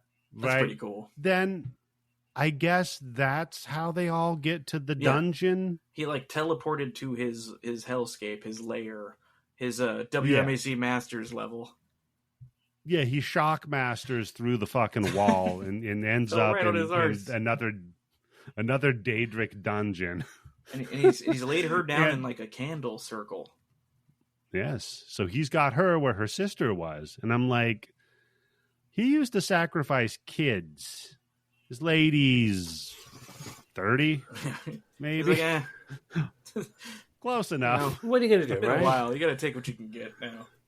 Yeah. Close only counts in horseshoes and Shakal sacrifices, I guess. Hellscapes, yeah. Exactly. But, like, no problem. She just gets back up and, like, picks up a shovel that was laying there because we do exist in a Double Dragon universe where you can just pick up weapons. Right, yeah. It's a Streets of Rage, Double Dragon. She just grabs the shovel. And I was really hoping for a reveal that, like, it was Canteen that was the evil power all along. Oh, I like that. He rips a mask off. Oh, that would have been so great. Yeah. And he's like, it's me. I was the evil power. And that would actually all make along. sense because Canteen's doing all the quipping that Freddy would have done. Right. And so, like, he actually has been speaking through all of this movie. He's just been doing it as Canteen. He couldn't hear it through the mask. Yeah, Yeah. Exactly. So anyhow... we need a remake of this movie. Anyhow, Anita starts stumbling around with, like, an invisible man slapping the shit out of her. And she acts it fairly well, I got to admit. Yeah. For acting against nothing, she's doing a pretty fucking good job of getting her ass beat. Then she finds that shovel and just starts swinging it blindly and knocks his glove off. Suddenly And I'm makes like, contact with the glove. That's from Nightmare 4. Yeah. Is she going to run over and put the glove on herself to try to use it against him? What, like a Nightmare 6? Because I get the... Yeah. Like that one hasn't happened yet, Eddie. That's true. Actually, Nightmare 6 by 94 it had. But, well, that's but the fair. makers Not of this by movie 88, didn't know. Yeah, Nightmare 6 It is funny how many things, like the Wes Craven's New Nightmare, like Hellscape thing, they couldn't have known about in 88. But ended up being in the series anyway by the time this movie got released. I mean, it makes sense, though, if you think about the motives and the moves of the characters. Like, you could see how naturally your thoughts would get to, then she knocks the glove off of him. And so anyhow, knocks the glove off of his ass. It just pops up, though, and starts Freddy running around, doing the little glove climb, crawl thing. Pretty nice. It looks decent enough, right? I mean, as far as, like, this doesn't have a ton of a budget, so okay. Then Prakash and the rest of the family all show up to help. The doors fling open. He left the door to the portal God open. damn it, Freddy. You can't do that. You know, not Freddy. Oh right, pardon. Shakal. Nightmare Freddy. Goddamn Shakal. Freddy would have never left his hell Freddy portal can't open. do that. Yeah, This is like Snoopy's cousin who lives in the desert. You know, it's just like Freddy's got this cousin Shakal. He just doesn't do it right. Right. And so they all show up. Dad just like grabs an axe off of the wall and fucking lobs it at him. Hell yeah. And embeds it in the back of his fucking head. looks pretty good. Looks good. Yeah, he just reaches back though, pulls it out. Then Anita spears him. So there's just any weapon you want here, I guess. So spears him with the fucking thing. He pulls it out of his stomach and then fucking just whips the shit out of the boyfriend with that spear. And when they first came in, the glove went flying at Anita, and Dad shoved her out of the way, and he got stabbed in the arm. Oh, yeah. And I don't think he was trying to save her. I think he was just shoving her. Oh, yeah. He's just like, you bitch. What the fuck I have to come here for? And then the fucking kid stabbed her. When I get home, I'm going to give you an even worse beating. I still don't believe what's going on. Okay, so here's the best part. The impaling is great, though. Go ahead. It is. It looks They fantastic. do the Nightmare 3 thing where he slowly pulls it out and holds it up. Yeah. So you really get to feel like the suction of it being pulled. It's fantastic. Oh yeah. Well, now Anita just kind of stumbles into a giant guillotine that's rigged up. And I'm like, I wonder how. Oh my god! Nice Chekhov's guillotine, right?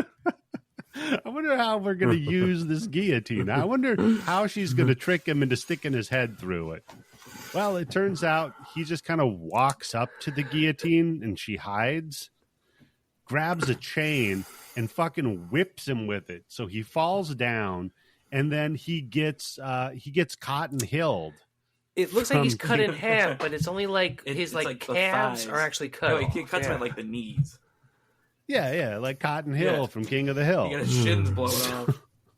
Got his shins blown off in WW2. So and now he's just stuck on the ground crawling. And I'm like, okay, he's basically done. And I was thinking as I was watching this, you guys, I was like, oh, this is like the end of Terminator. I did not think of that until Bobby brought it up. Yes. I wonder what's going to happen next.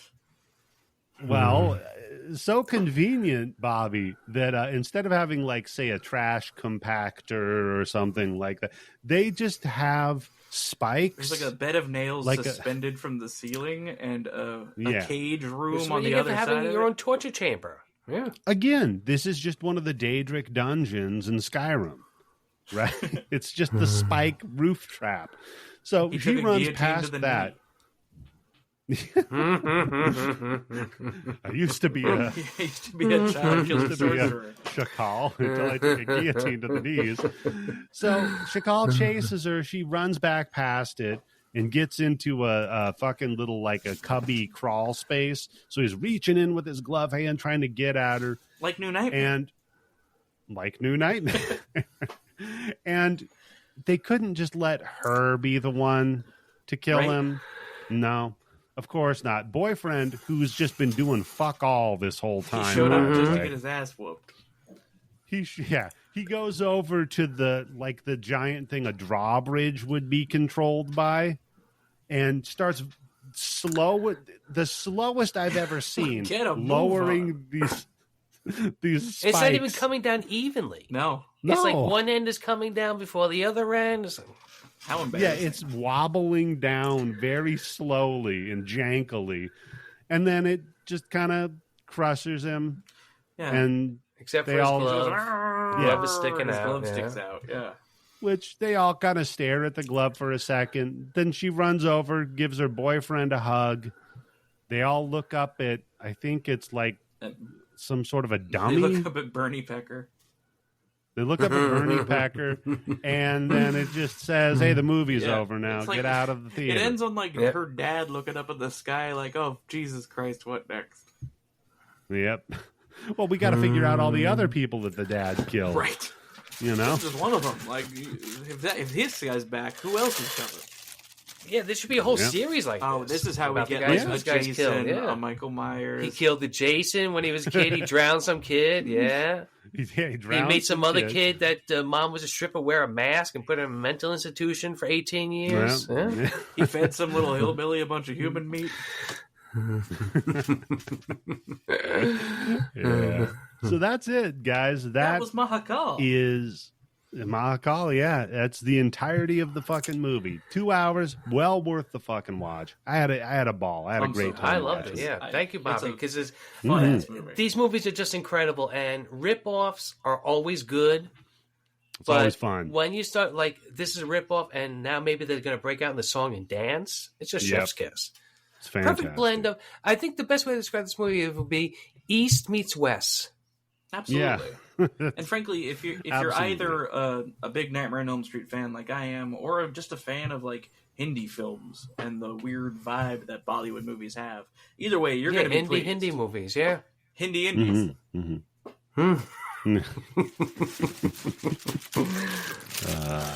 So with that, I think, Bobby, we have definitely covered this movie very, very adequately. I think Canteen would approve. Now we just have to do Vigilante movie. Oh, yeah. Yes. Shansha. So, Bobby, at the end of the show, I always like to ask our guests, is there anything that you would like people to pay attention to on the internet? Just my home turf. You know, I'm over on the Grindbin podcast. You've already heard of that if you listen to the Bloody Bits. Of course it's all in the family. Yeah. But we got a lot of good episodes coming up that we've recorded, a lot of great mini bins over on our Patreon. Just, you'll see me. Yep. You'll see Bobby coming. What about you, Tim? Same thing I always say, pay attention to us. If you can't join the Patreon because you're cheap or you don't have money, which I understand both of them, give us 5 stars on whatever you're listening to. Absolutely. And you can do that over at patreon.com/bloodybits, where you get access to all of our bonus episodes as well as our video episodes of the podcast. You get all the visual jokes that we make now, yeah. Yeah, you get all of the... Well, hold on here. You get to see me in my bathrobe. Oh, here we go. Bobby will appreciate this one. All right, Thank God he had pants on when he stood up. Yeah. Shut up, Tim. Well, nice little prop my wife made me. Oh, that's great. Yeah, I love that. What is that, Bobby? I'll give you a hint. Nightmare on Elm Street 1. Remember the dream doll? Oh, shit, that is one of the dream dolls. Yeah, my wife found a different doll and repurposed it. That's awesome. So you could see that, and you could also see over 7,200 movies. Can people bid on that? No. If they join the Patreon? No, but you can. You know what you could do? Yeah, they can bid on it. Everybody bid on it in the Patreon, and I'll send it to the winner secretly. No, but you can get access to over 7,200 movies in the Blood Bank. Just some of them that we've added recently. The Four from 2012, a government department known as the Six Panels. Why would they call it the Four then? Isn't it like 4 kids, 4 teenagers have special secret powers or some shit? Probably.